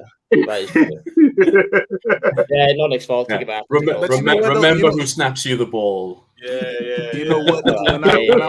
When I'm looking at Ashley right now and saying that he's a Pats fan, I would probably put him around 26, 27 years old. I'll take that. I'm 23, mate. I'll take that. I'll also say, guys, that Ash is a Team GB QB. Okay. In flag, can we just clarify that? It is flag, but he's in the pool for Great Britain as a quarterback. Okay, congrats. Yeah, I played for a couple of years. He knows his stuff. Yeah. I coach a bit as well for the university team or the college team that I used to play for. So yeah, I played a little bit, done a little bit, but yeah. So yeah, like I said, thanks for having me. I'm not. That's big ups, man. But yeah. Sorry, what was that?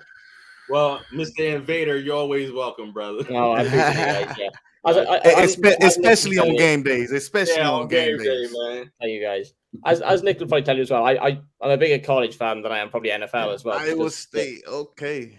I did a year abroad there, and it was a weird team to support, but yeah. When I see Iowa State, Nick, shut up! I told you guys before. When I see Iowa State, the first name that comes to mind, actually the first and only name is Seneca Wallace. Seneca, yeah, I knew it was Seneca. He's a sea chicken, though, isn't he? Yeah. Sea chicken, isn't it? Oh yeah. I felt like he was the next Michael Vick coming out the way he played in college. I mean that, but that was college. It didn't translate. But to get back to that question though, for me, is too much dependency on Jason Verrett staying healthy and not attacking anything, for the back end on the draft. And because of injuries, which puts him in the conversation for me would be Josh Norman. I never really cared too much for his play, even when he was in Carolina. And I mean, he's just never stood out to me as far as like the hype that they put out for him. He great player, great athlete, but the hype was just never there for him. So that's why he's in my conversation. The too much dependency on Jason Verrett caused us not to attack the back end, either draft or free agency, and the signing of Josh Norman right before the season started too, I believe it was. And I kind of feel you on the Josh Norman thing because I felt the same way about Richard Sherman before he came play with us and we went Seahawks. Their game is predicated on holding, and they're betting that the referee's not going to call holding every time. It's not real football, but hey, the referees have a job and they can't call holding every time, or there's not going to be no good product for us to watch. You know what I mean? And they took advantage of like the same thing James Harden does or did in the basketball today. Change the rules. He'll just jump into you and get a foul, whatever, and go to the free throw line 20 times. Well, they changed that rule. You can't do that. They changed that rule. That's what I said. Until they change that rule, and it's the same thing with some of these corners. They'll grab and make the onus on the referee to call it every time, knowing that the referee's not going to call it every time. So I try to notice certain things when it comes to the NFL. First off, for me, it's rigged. We all know that, but hey, I still love the game. Sure. I'll watch it, no problem. And let me educate Ashley, since he's a young Patriots fan. It's rigged because I know you remember 9/11, right?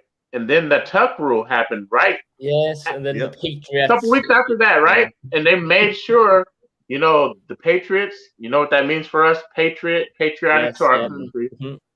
Make sure they went to the Super Bowl, and not only went to the Super Bowl, won that thing because had to. The stars are aligned. Literally, the stars behind the flag behind us. That's what they was all about. And and not to take nothing away from Tom Brady's illustrious career, but that's where it all got started. Was 9/11, the Tuck rule. Even Charles Woodson, his former Michigan teammate, and even Brady admits to it when they if you ever watched their little thing they got going, Brady admits, that I've seen them. They've been having a few laughs on Twitter recently. I've seen those too. So yeah. I'm aware of all this. Yeah. Of course, I'm going to sit here and say it's not rigged, but no, I'm not. It's rigged. It's rigged. It's not rigged. They cheated. There's a difference. There you go. I'll take that. Appreciate you, Nick.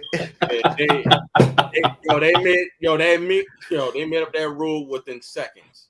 Right. They went to a pure part of the book. Oh, did you guys check the back? Don't cover your face, ass. Don't do that, bro. No, let me tell you, that jump was probably in the footnotes, all the way at the bottom of the page. The footnotes. Right. Man, it was on the bookmark. It was on the bookmark, but it still counts. Right. It is so crazy. It is so crazy how the most exciting organization at that moment gets away with so much, and you looking at these players like, damn, he's a good player. Oh, he's holding, but they're not calling the plays. But let him go to another team. They're gonna start calling every flag. You start seeing the flaws in that player because why? The organization he was playing for, that was the favorite at that time for the NFL. So it's gonna be a lot of things they let slide, a lot of calls. Jizzle. I see that. I really feel that way. Yo, you know who he got me thinking about? He got me thinking about the show that we did when we was talking about how the hell Nick Bosa ain't getting no damn votes for a comeback player of the year. That's pathetic. Thank you, Nick. Yeah, that It's pathetic. I mean, it was disrespectful, man. I mean, very disrespectful, bro. Not even one. And I think Jizzle said it, or was Debo it? didn't get one either. Oh no, Debo didn't get no. Hold that thought. I think Troy said it. Troy was saying that what Ramsey had got one vote. What the hell he come back from? From getting burnt? Huh? Yeah, from getting burned. That's what I said. I said, where did he come back from? Getting burned? Ramsey got a vote from what? Doing it's what? Insane. Thank you, Nick. Mate, go on Twitter. You have players are calling this out. Solomon Thomas came out and he said it. Really? 15 and a half sacks coming off a blown knee. It wasn't just a blown knee. He had complete knee reconstruction. Right. I mean, it was a torn MCL, torn ACL. I think he had a meniscus tear as well. I mean, how is he not the comeback player of the year? Don't get me wrong, I'm not knocking what Joe Burrow did. Fair play. He made the Super Bowl off a nasty injury as well.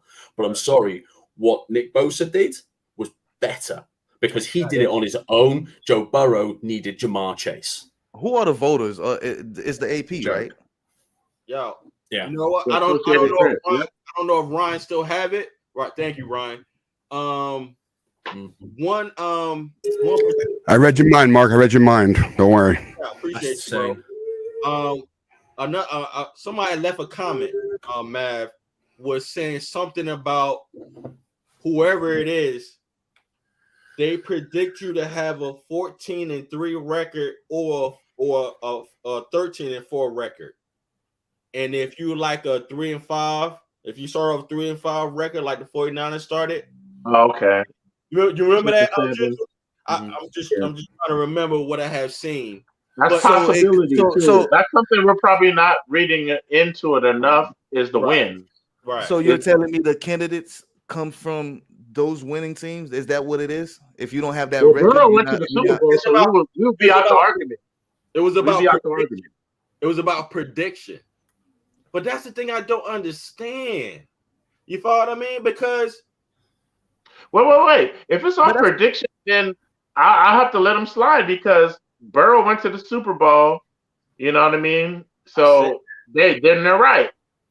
But that's what I'm asking. I mean, do you have to have like that kind of record from that prediction? Is that what it is? You got to end with that record or something in order to be a player to be in consideration? That's what it said. I don't know. It's another one on Ryan. I don't know if you have it on your computer, but it's another one that someone had. Debo with Debo on it. Nah. Well, you know what? No, you know what it was. Somebody put it in the comments. You don't have the photo. My bad. That's on me. But yeah, it was something like that, Mav, that I remember someone had came on. I think it was Christopher, if I remember the person name, that Troy had and it was based on predictions of your record before the season start. And being that the 49ers season started at 3-5, been that the faithful. So we was already out of contention. That's pretty much it. Yeah. Because we were trying to figure out. So no player. So no players on the 49ers just because we started 3-5. No players were even in consideration. Right, yo, Nick. It has to be that for him not to get a vote. For him not to get one single vote. Exactly. Nick didn't get no votes. As you see right here, Debo didn't get no votes. Even Kyle Shanahan didn't get no votes. You know who got a vote over Kyle Shanahan? No disrespect, Ashley. Bill Belichick. He got one vote. And he didn't. I'm like, really? What did the Patriots record? What was their record this year like? You see this? Like, yo, they made the playoffs. No vote. You see what I'm saying, Nick? Like, I don't understand this, Nick. It's nuts. Rich Bisaccia? What? Paul, my bad, brother. I thought it was Christopher. Shout out to Paul. Thank you, Paul. Hey, Paul, if you can remember, can you resend that comment so our brothers on the panel could understand what you're talking about? My bad, Paul. I mean, because right now that seems to be the way I'm understanding it. Like, if you don't finish with a record of the previous prediction, your players are not considered. That's what I'm understanding. I don't know. Honestly, I don't understand it. Period. Tell you the truth. If that's the case, that's like some straight up bull. Because then from my understanding, we as football fans have probably been watching it for most of us 20 years. We still trying to understand what a catch is. And my thing is, how does Rick? I don't know how to pronounce the guy's last name. Respect his last name. Yeah, that Rich for Sasha or whatever. Yeah, how does he get Rich? Like, yo, man. Oh man. Hold on, he was the interim coach, right? He didn't even play. He wasn't even the coach for the full season. Yo, he saved a sinking ship, though. He saved a sinking ship and a massive scandal. I can understand right, yeah. That ship was on fire. Yeah, actually, you're right. I get it. Right. But it was handed over. I had no choice. The 49ers as well. I actually have no problem with Joe Burrow winning comeback player either. I think it's absolutely ludicrous that Nick Bosa didn't get comeback. Well, didn't get I just some of the votes there because that's nuts. But you know what? Actually, it's understood because he's in the Super Bowl. It's a quarterback-centric league. Everything's driven by the quarterbacks. It's always going to be a quarterback. MVP is always going to be a quarterback. Same way, the Heisman Trophy will always be a quarterback award. Right, because it's quarterback friendly. Yes, football is friendly and it's an investment. I agree with you. All I'm concerned about, like, where's the recognition of Nick Bosa? Like, really? And they calling him Joey. That ain't his damn name. Where's the recognition with that? They don't recognize him on this. They don't recognize his real birth name. Come on, bro. And they don't recognize that he gets held maybe every damn game being clotheslined with an arm around his neck. And Nick, I'm looking at your face, Nick. Nick is like, yes. I think I spoke to you about this, Nick. Newborn baby, bro. Me and you have spoken about this, Nick. I wonder if it's worth bringing up in this discussion as well. Oh. A lot of the voters, I imagine, a lot of the media types as well are going to be northeast centric or northeast. Right, we're good, Ryan. Do you think maybe? This is a stretch, mate. But do you think maybe Bosa's political beliefs maybe influence some voters not to vote? Here you go, Mark. I know maybe politics is maybe not a thing, but like some people would, especially if there's northeast centric vote. Like a lot of people would be northeast centric. It is with the Heisman rate. Lots of these types are northeast types. Do you think that would influence voting to some extent to Bosa because he does have those beliefs? Which, credit to him, he's kept quiet. He said, "No, I'm not going to bring this in." Which I fair play to him. It's hard to when you have such a strong belief. But I wonder if that influenced a few voters as well. Maybe some people are predisposed to not like him. Can I say something to that? Yeah. You know what I think? It's two what I think. Y'all might agree, I may disagree. I don't think the NFL like the 49ers. We all know that. They never did. I don't think the NFL they respect the 49ers because we started the standard. Yes, 5 Super Bowls. That's why. Exactly. However, I don't think, I don't want to bring up the quarterback name. I'm not going to bring him up. But anyway, you know what happened during the kneeling and stuff like that. So it's that, and also, I don't know. Well, being that you're a Patriot fan, beginning to see last season, no, the 2009 and 2020. Beginning the season, they asked Nick Bosa, was you held in the Super Bowl? Nick Bosa, he ain't hold no punches. He said, yes, I was held. Hmm. So when you say things like that, and he didn't even get fined. When you say things like that, and you disrespecting the NFL and the officials, yo, you can rattle up some feathers. So you never know, man. You never know. You never know. I don't know. But I don't think the NFL like the 49ers. That's just my humble opinion. They never liked it us, bro. I mean, we've always known that. There's no secret about it. There's no need to hide it. But exactly, man. But it's that right there that Paul just put up. 14-3, 13-4, Like for the Green Bay Packers. now my thing is like this. It's the same issue that I have when it comes to the NCAA, the top 25. Like you always got Alabama right there in the top 4. Regardless if they lose a game late in the season, they're still like right there, still with a chance of it. So Alabama is like the Patriots when it comes to the NCAA. Yeah. Highly favored. The favorite team always get put up there, and I still don't understand how they vote to this day, because you look at some of these teams that goes undefeated or with one loss, and they are left off the top 25 or they are in the bottom ranking. So when you're talking about you're predicting a certain team in the NFL to go 14-3 and 13-4, and they start off 3-5 just because they're like one off, and you're leaving those players out of it, I feels like that's dead wrong to me. That's really a big slap in the face, because I'm on that field day in, day out for just about 20 to 21 weeks out of my life, entertaining fans, and you won't even consider me for a comeback player of the year for the simple fact that my team start off slow. Let me say this real quick, and you can continue, man. Appreciate what you're saying, bro. To my brothers on the panel, me and Jizzle, we were saying how disrespectful that was, to the point back in the 70s and the 80s and maybe the 90s, me and Jizzle, we were saying like, yo, when you tore your ACL back in the 70s and 80s, your season considered over. Yeah. So, and Brian was also saying, and I was also saying, based on technology and evolving and medicine evolving, yo, that's great, yo. I mentioned that last night.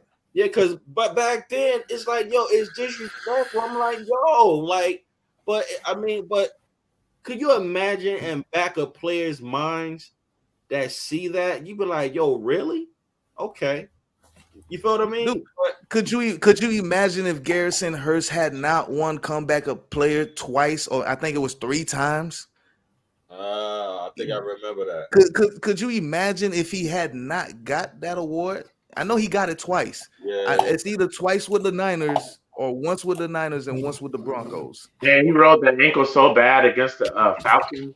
That one, it went all the way under there. I thought he tore the whole ankle off. That's how bad of it, it was. Bruh, could you imagine? Could you imagine how the NFL would have been, where the fans would have rioted if Joe Theismann would have came back and not won comeback player of the year?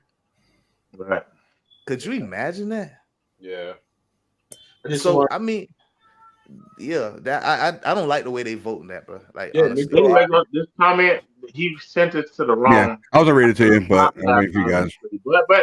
But since he sent it, I'm gonna go ahead and answer that for him. So, what does the future look like for the Green Bay Packers? I say it's very bleak, because Aaron Rodgers is on his way out. And you could see it with LaFleur at the press conference when he lost to us. He was like so defeated, like knowing that that's the end. He just, all he could do to win one with Aaron Rodgers, but now he's moving on. And not only do you have Aaron Rodgers moving on, I feel like Devontae Adams is going to move on, knowing that Aaron Rodgers is not there. And I just don't see much hope because you guys drafted a guy that you could have kept Aaron Rodgers happy by not drafting Jordan Love. You know what I mean? And now we're here, and that's pretty much what the main fallout was. Without him having any kind of opinion in it, and he's out of there. Hey, Nick, you can go next, bud. Answer that question. Go ahead. From Sir. Pigeon. Yeah. I know exactly where I want the Packers to go. I don't see any hope for them, let's be honest. I would love to see them fall into obscurity for the next 20 years. They've had so much unbelievable luck going from Bart Starr to Brett Favre to Aaron Rodgers. You are not getting a fourth Hall of Fame quarterback in a row. It's not going to happen. Goodbye. And Lambeau can watch crap for the next 20 years. Love it. What does But the future Kenny look Pickett, like? however, could be a decent option. Yeah, Ashley, you want to answer that, Ashley?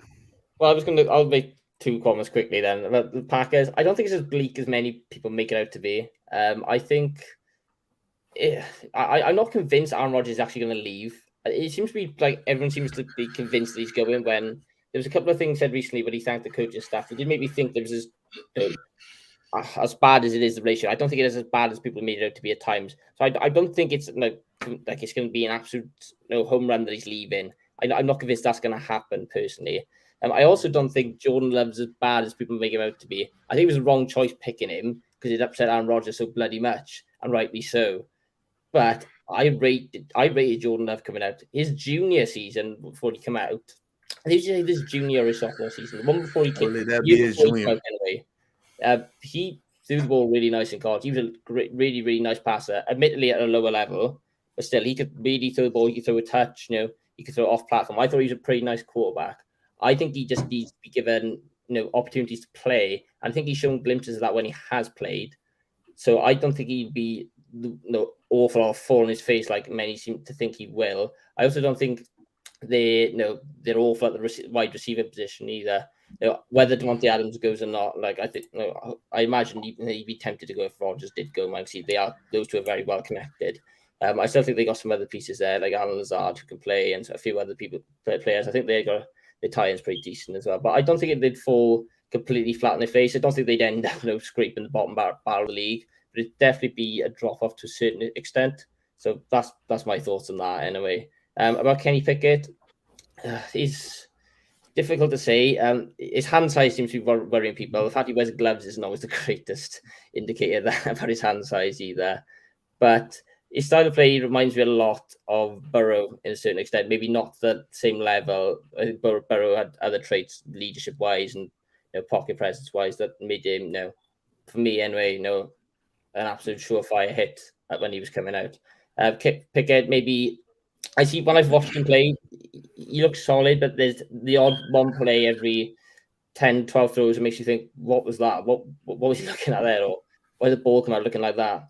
So for me, and I've said this to others as well, I don't think he's necessarily a top end of the first round talent. I don't think any of the quarterbacks maybe are this year.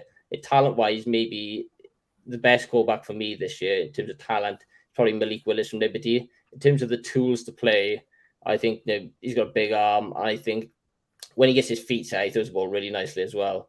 But this year for QBs isn't great, particularly. I don't think anyone's a surefire hit, really. No, I don't think there's a true top 10 QB in the draft. I know I've rambled on there, so feel free to talk about anything I've said there. I love Malik Willis from playing DraftKings. For me, Kenny Pickett is overrated. But Green Bay Packers, if Aaron Rodgers leaves and Devontae leaves, Matt LaFleur get fired after the season. That's going to be at least like 3 years worth of drop off for the Packers to me if that happens. That's all I got to say.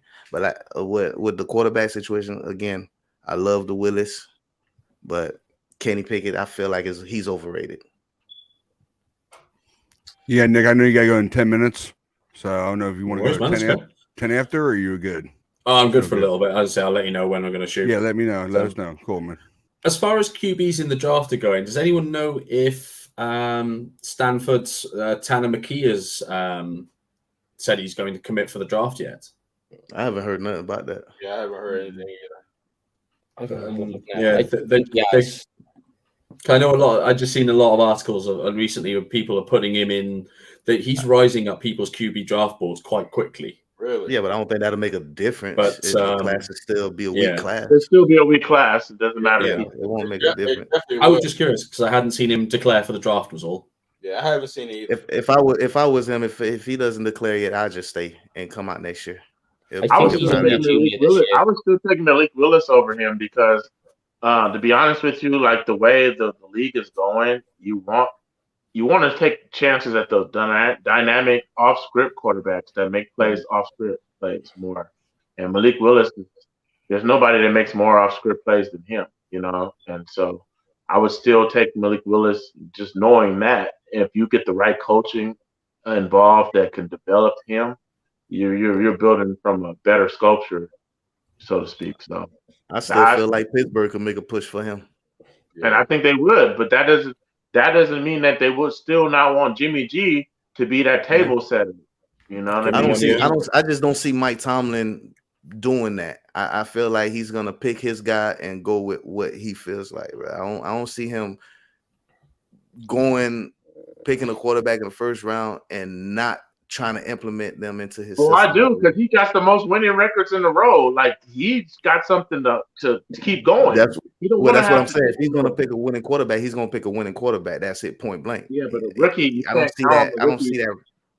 But you can't count on a rookie to be a winning right off the rip. You're right, but hey, Big Ben came in and did it. You know, it's all honestly, it's all about the organization and the coach at the helm. It really is. We can sit here and say all day long about rookies are not ready. Dude, Trevor Lawrence. I never really liked the Trevor Lawrence, even in Clemson. But I can seriously say this as a fan watching a player.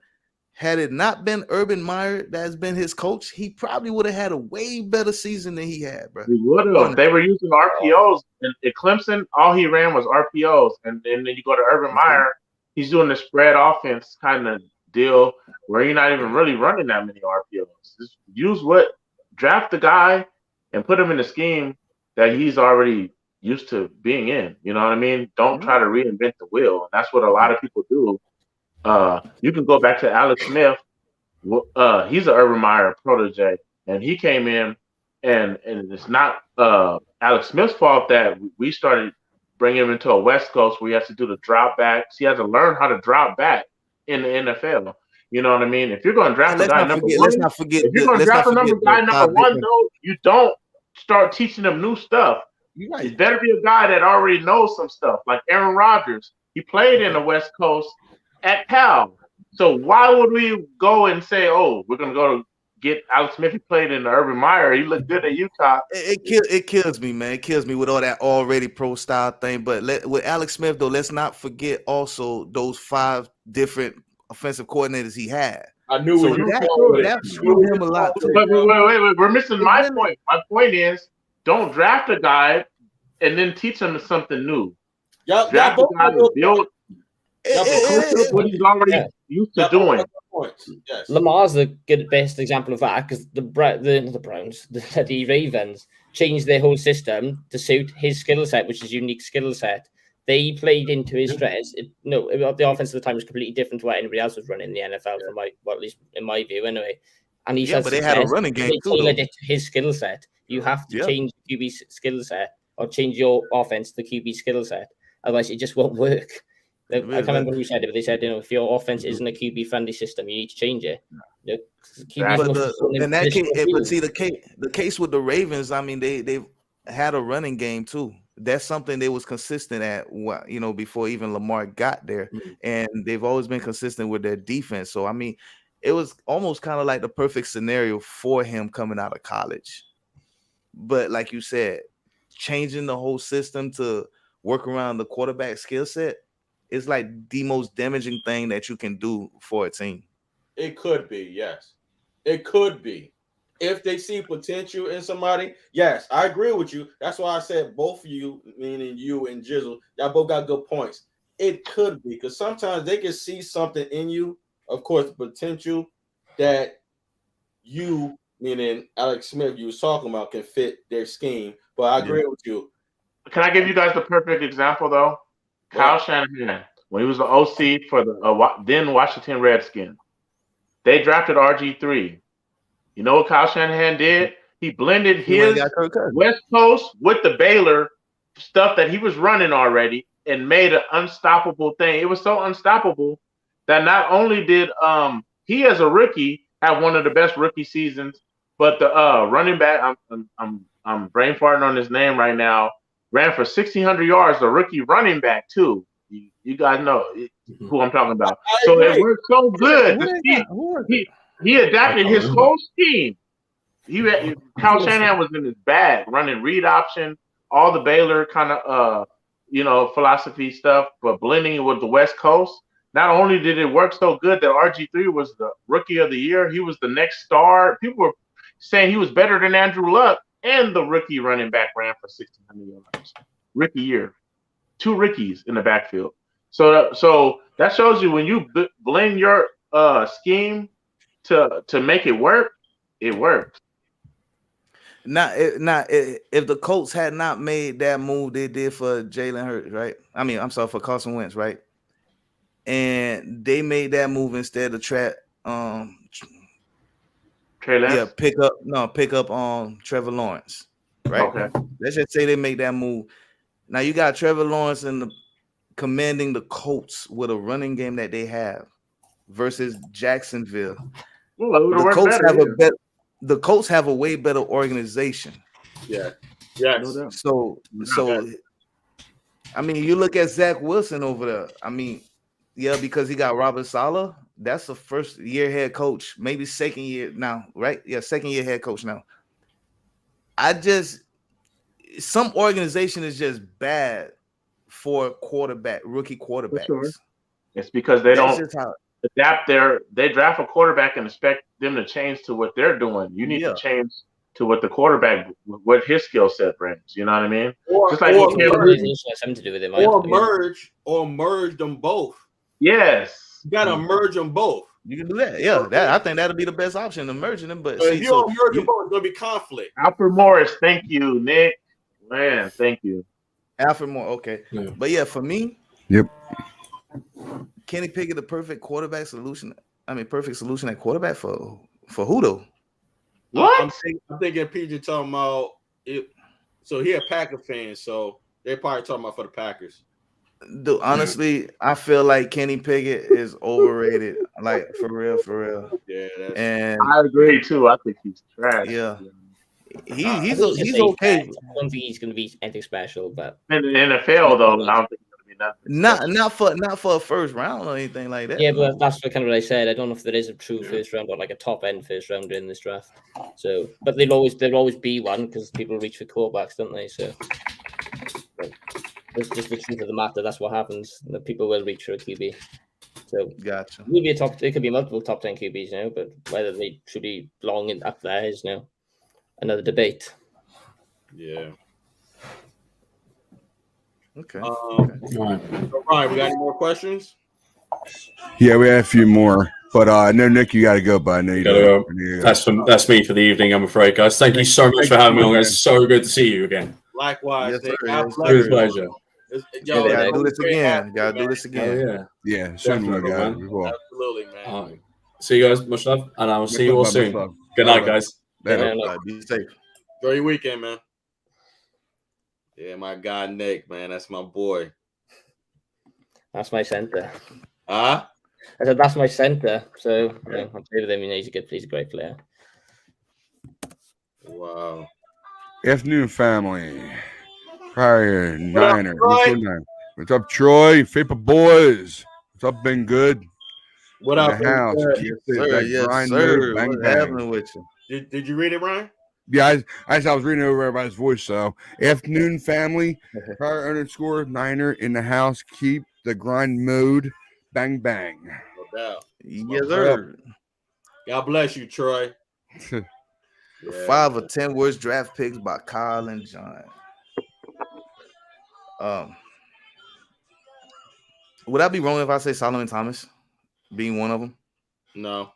Yeah, man, No. go for it. It's at 7 minutes, so it's all good. You know why I say no? We gotta separate the personal stuff with the business. You know what I mean? Yeah, We yeah. understand what he indulged with personal wise. You know, we respect to that, but we got to focus on his contributions on the field. So speak your truth, man. All right, Damn so cheeseheads. I'm gonna run it like this: Solomon Thomas, C.J. Beathard, Dante Pettis. Let's see, Jalen Hurd, of course. That's I'll give three. you the number one. What I'm gonna say. Give you one more. That's I mean, three, bro. it's some names on there. I mean, even Mike McGlinchey's name is on there too. It's like the 10th worst draft by them. Hold on. So how many do you have? Do you have? I give you mine right there. I'm gonna give you them. I'm gonna stop right here. I don't want to go write them down, but yours might be similar to mine. But go ahead, bro. I'm pretty sure they all the same. I'm pretty sure they close. I think so too, bro. I could give you some more names now if you want now. Hey man, do your thing, man. I Let told you, bro. Speak your truth. me see. Hold on. Let me go down the list real quick. Yo, because what you see out of your lens, other people don't see out of their lens, man. Everybody want different things from different players, man. I mean, that's why we coming together. 30. I give y'all 30 of them, man. Yo, I mean, like the worst. I mean, we well, know they have some I'm bad go back drafts. a lot further probably than you would, but I'm just saying worse.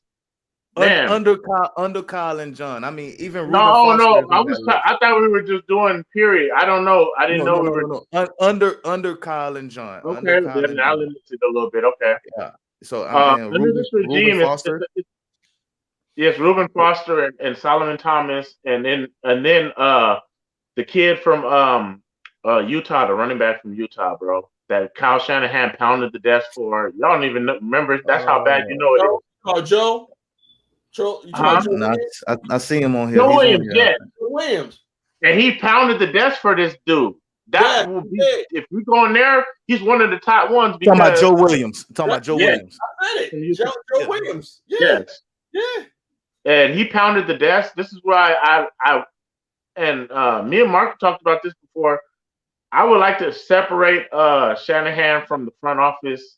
Just it's too much for a head coach. You already got so much on your plate. You don't need the front office stuff, and it always comes back to haunt him. Like the Dante Pettis one, he pounded the desk for him, second rounder. He pounded it for Jalen Hurd, third rounder. We just wasted. Okay, Joe Williams was a third rounder. We're starting to waste a lot of picks on like home run hitting things, and you're striking out. You're not hitting the home run. Like those guys, granted, I see what he was thinking. Like if you look on their highlights, they're all fast, they're athletic, and you see if everything works out. In a perfect world, it would have worked out, but we don't live in a perfect world. And this is why you can't keep taking swings and trying to hack for a home run every time. And that's where, from a baseball analogy, you know what I mean? You just want to put the ball in play on most of these draft picks. You don't need to try to hit a home run. And I feel like Shanahan's trying to hit a home run on every pick. And sometimes you got to let the big boys get in the room, like the people that you pay to do the scouting. You got to let them get in the room and do their job. You know what I mean? And that's where I feel like we're in a conflict of interest by keep letting Shanahan just rule the room. And then when you get your guy, put him in the doghouse because he's not that guy that he thought he was. You know what I mean? Yeah, actually. Yeah, Brian. I mean, okay. 5 10 worst picks. Oh boy. I tell you. Jeez. Under Kyle Shanahan. Yeah. Brian. Yeah, no, I'm trying to think of him. You sound like you got a little bit or a lot to say. Yeah, let's say, but I try to do above this child I have too. Huh? But do above this child I have, my child. Oh, trying to take care of her, watch her, and listen to you guys at the same time. Boy, I would definitely have to say one for me would definitely be Hurd, John Hurd. Oh, really? Okay. I had a high hoops for that kid. I really did. Me too. But go ahead, Ryan. I had high hopes for that kid. You knew exactly where I was going. I said it before. I mean, and of course, Ruben Foster. That's another one. Yeah. Ruben Foster was a big disappointment. After the first time he did it to his ex-girlfriend, then John and Kyle brought him back, gave him a second chance. Practicing, doing his stuff he does. All of a sudden, on the news again, doing it again. So after that happened the second time, I was waiting for him to release him. And when I got the notification saying he was released from the 49ers, I was happy. Because we don't need that distraction from him. He was a good player, yes. And I'm pretty sure he was an Alabama kid, right? Alabama? Yeah. If I'm mistaken, yes. He was a good kid. He played very well in college. But when he came to the NFL, I don't know what happened to that kid. It just, I guess his girlfriend or ex-girlfriend, if he had that problem earlier in college, he brought it with him to the NFL. So right now, those are the only two I can think of right now. Hurd and Reuben Foster. So let me say this because I gotta take care of some errands. got you, man. Got you. I agree with Ryan, and I would have to say Jalen Hurd is my number one disappointment because we seen the potential during the preseason against the Cowgirls when he was the only one that scored those 2 touchdowns and how he fought to get those touchdowns. You feel what I'm saying? So when we seen that, we was like, yo, we got another weapon besides George Kittle. So, and you can tell that they was patient with him by keeping him. I understand. You feel what I'm saying? So, and I could talk more about it. I don't have enough time. But Jalen Hurd, Joe Williams, Solomon, Foster. Yeah, Solomon Thomas was my other one. Thank you Don- for reminding me that. Thank you, Solomon Thomas. And Yep, Dante got you. Pettis. Honestly, really those 5. And they were the Those two are the first ones. round Those draft are picks the in that ones. year. Those are the ones. Those are definitely the ones. But It- Jalen it- Hurd was. But It's a Jalen little Hurd, difficult to keep going. yeah, under Jalen But that. Hurd to be was honest at with you, number 1. I want to share my biggest one of all time, just because it's barely missed the regime. Just the previous regime. A.J. Jenkins. Please say the Jenkins Oh is wow. the worst one I've sat and watched, because I was hoping they were saying Wow. Devontae Jenkins, because we needed a cornerback. We've been needing a cornerback, and we never been drafted for 20 damn years. And when they said A.J. Jenkins, I was like, did they mean to say Javonte Jenkins? I'm looking at my draft list. I'm like, bro, what happened here? Like, I don't even know who A.J. Jenkins is. He got drafted in the first round. And I went and looked him up, and I was like, bruh. I even told my boy Willie, I was Time out like, real bro, quick. Time out real quick. Did anybody mention Brian Flores being hired by the Steelers? If so, I missed what? that. Brian As Flores. what? As Yeah, what? I just got that news like 3 hours ago. I went to Assistant read. defensive coordinator and linebacker coach. So it's official? Whoa. Brian That's huge. Flores got hired by who? By the Steelers. I just got I the news came in 3 hours ago, dude. I did not even see it. It was breaking news. Wow. Congratulations to him. You know what they doing, right? But that's another story. Oh, of course. No, Of course. it could just be, we got a black head coach over there. He's pulling some We strings. should I really don't know. save that for another segment, man. We Yeah, should make that a whole segment. Yeah, we'll say that one. We're gonna talk about Keep that. that in the chamber. Ashley, you're welcome to join in on that segment if you want. Yeah. Please chime in. The more the merrier. I mean, well, let me fair say enough. this. I mean, yeah. I Let mean, me say this real I'm quick. kind of happy for the dude because he shouldn't have got fired from the Dolphins in the first Right. place. Yeah, let me say this real quick. Ashley, it's good to meet you, brother. I hope to have you, back soon. Mav, bro, good meeting you, man. I love the energy, man. I hope you have a good weekend. Jizzle, I love you, bro. Tell Paul what up. Ryan, Mark. hold down the fort for me, man. I got you. All right. I think we pretty much gonna call it quits in a few minutes too. Yeah, I gotta head out. Got you. I gotta pick up my mother from work. But y'all have a blessed one. All right. Yo, keep evolving, guys. Yes, sir. Yes, sir. We'll talk. God bless. Stay faithful, y'all, and never lose hope. Yeah, gentlemen. Hey, you got I'm gonna put them up here. That way we all got them. Since you all gotta go, I'm gonna do it right now. I didn't hear his, so I'm sure he probably did his already. But your favorite final thoughts? What you got? Whoever want to go first, go right ahead. I'm gonna go first. Final Gotcha. thoughts on another new show. First off, nice meeting you, Ashley. Welcome to the show, man. Um, but my thoughts is basically I just want to get to the season to be honest with you, but I really want to we didn't touch on everybody's trying to replace the quarterback position because everybody knows we're just a quarterback away. You know what I mean? I had picked up already. I had it set up, but everybody was talking, so I didn't want to cut nobody Yeah. off. Anyway, but I'm just excited about to skip it forward. I'm just excited about seeing Trey Lance. I'm not trying to get a quarterback in here to replace him, and I just want to see what the future brings. That's it.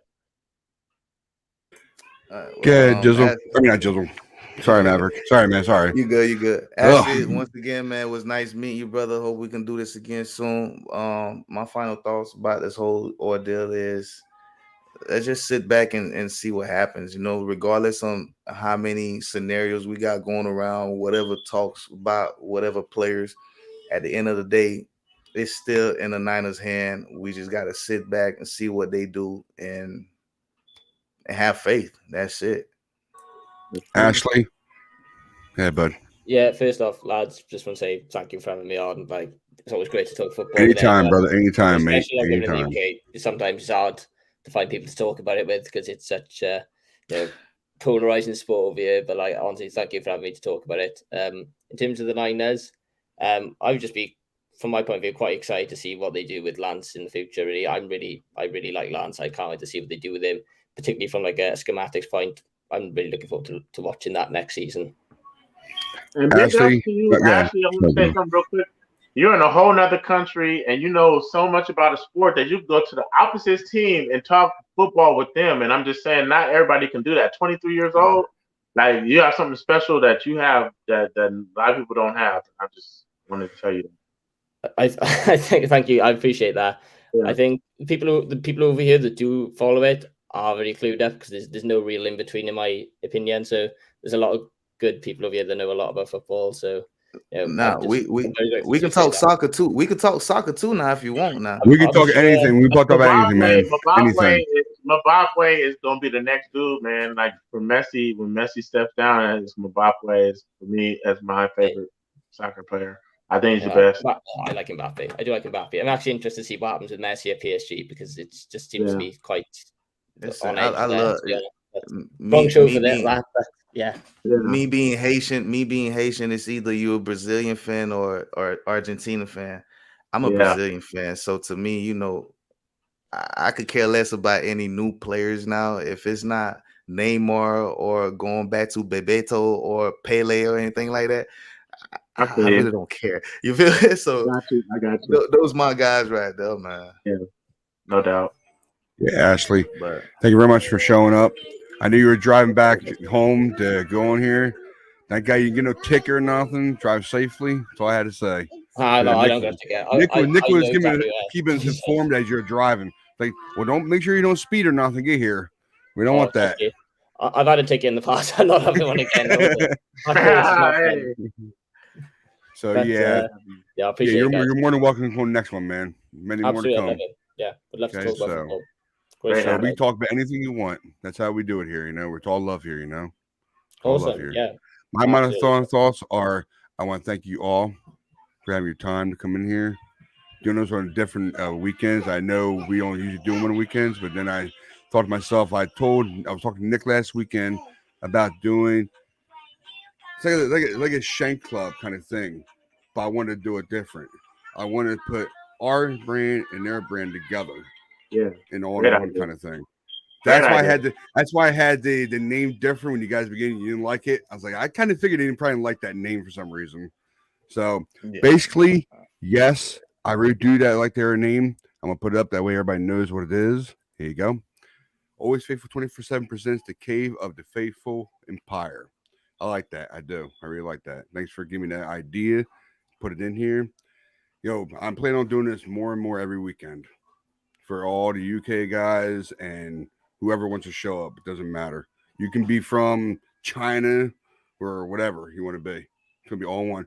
But I am going to change that background. I know you guys don't like that. None of you like that background for some reason. You're Man, saying you're the something about only that. one that's getting bothered about that damn background, man. Well, I didn't know if anybody liked it. So once I heard I thought it was all right. Basically, I thought it was like that's quite. You liked cool. it? You like Ashley? You like it? I like it. No, I like it. No, I was making a joke because it's like, now when you see United States and UK together, you're thinking like this is like gonna be the part 2 where the UK takes it back. No, So. not a war thing. Not about No, a war yeah, thing. yeah. It's like a combined thing so we could come together Hey, I'm and here talk about for the all that sport we love. destruction. I'm here for it, man. We're gonna lead. We're gonna lead the back. war. We're gonna lead the war on the gridiron. How about that? That's right. That's right, brother. That's it. That's right. Trust But I me, want- as someone who coaches football in the UK, you'd kick our ass. Fine, thank you. I want to thank you all very much for coming in here. Thank all the comments. Of course, Troy. I knew Troy was in there. And who else was in there? Oh, yeah, Lawrence. Thanks a lot, brother Lawrence. Thanks for coming in, brother, for your comments. Thank you very much. Paul. Thank you very much, Paul. Panor. Is that how you say his name? Panor? Was I right on that? There you go. I got it right. Panor, thank you. Peg and Patrol, thank you very much. So I thank you all very much for your comments. I'm so glad I started this up because it's a wonderful thing. It really is. Something different. And I just hope you liked it. So that's why I say about that. So that's my final thoughts. And we are going to go out. So where is it? Where is it? If I can put it right. Okay, here we go. Oh, wrong one. Sorry, guys. I went welcome. Where are they? There's so many here. Okay, I got them. I got it. There you go. Oop. Thank you all very much for watching. Thank you, guys. Thanks for coming in. Thank you for your time and everything. All right. All right. We're out of here. Later, guys. Yes, All sir. right. Later. All right. All right. See you. Okay. All right. That was a good show, though, man. Yeah. Hold on. I'm gonna do this right, guys. I'm gonna do this right. I did it last night. I want to thank you all for coming in here. This was the Always Faithful 24/7, and it was something new I wanted to bring on. Here you go. Always Faithful 24/7 presents the Cave of the Faithful Empire. Thank you very much, Mark and Jizzle, and of course Maverick, to give me that idea. Thank you very much for that. Thank you. So basically, we're gonna do this. I know it's gonna be tough to get everybody back on here for tomorrow afternoon, but I'll try to. If they want to, it's up to them. If not, we'll do it next weekend. It's all good. So, all right, guys. So I want to thank you all very much for your time, comments, love, and support. Thank you very much. All right. It's Always Faithful 24/7, and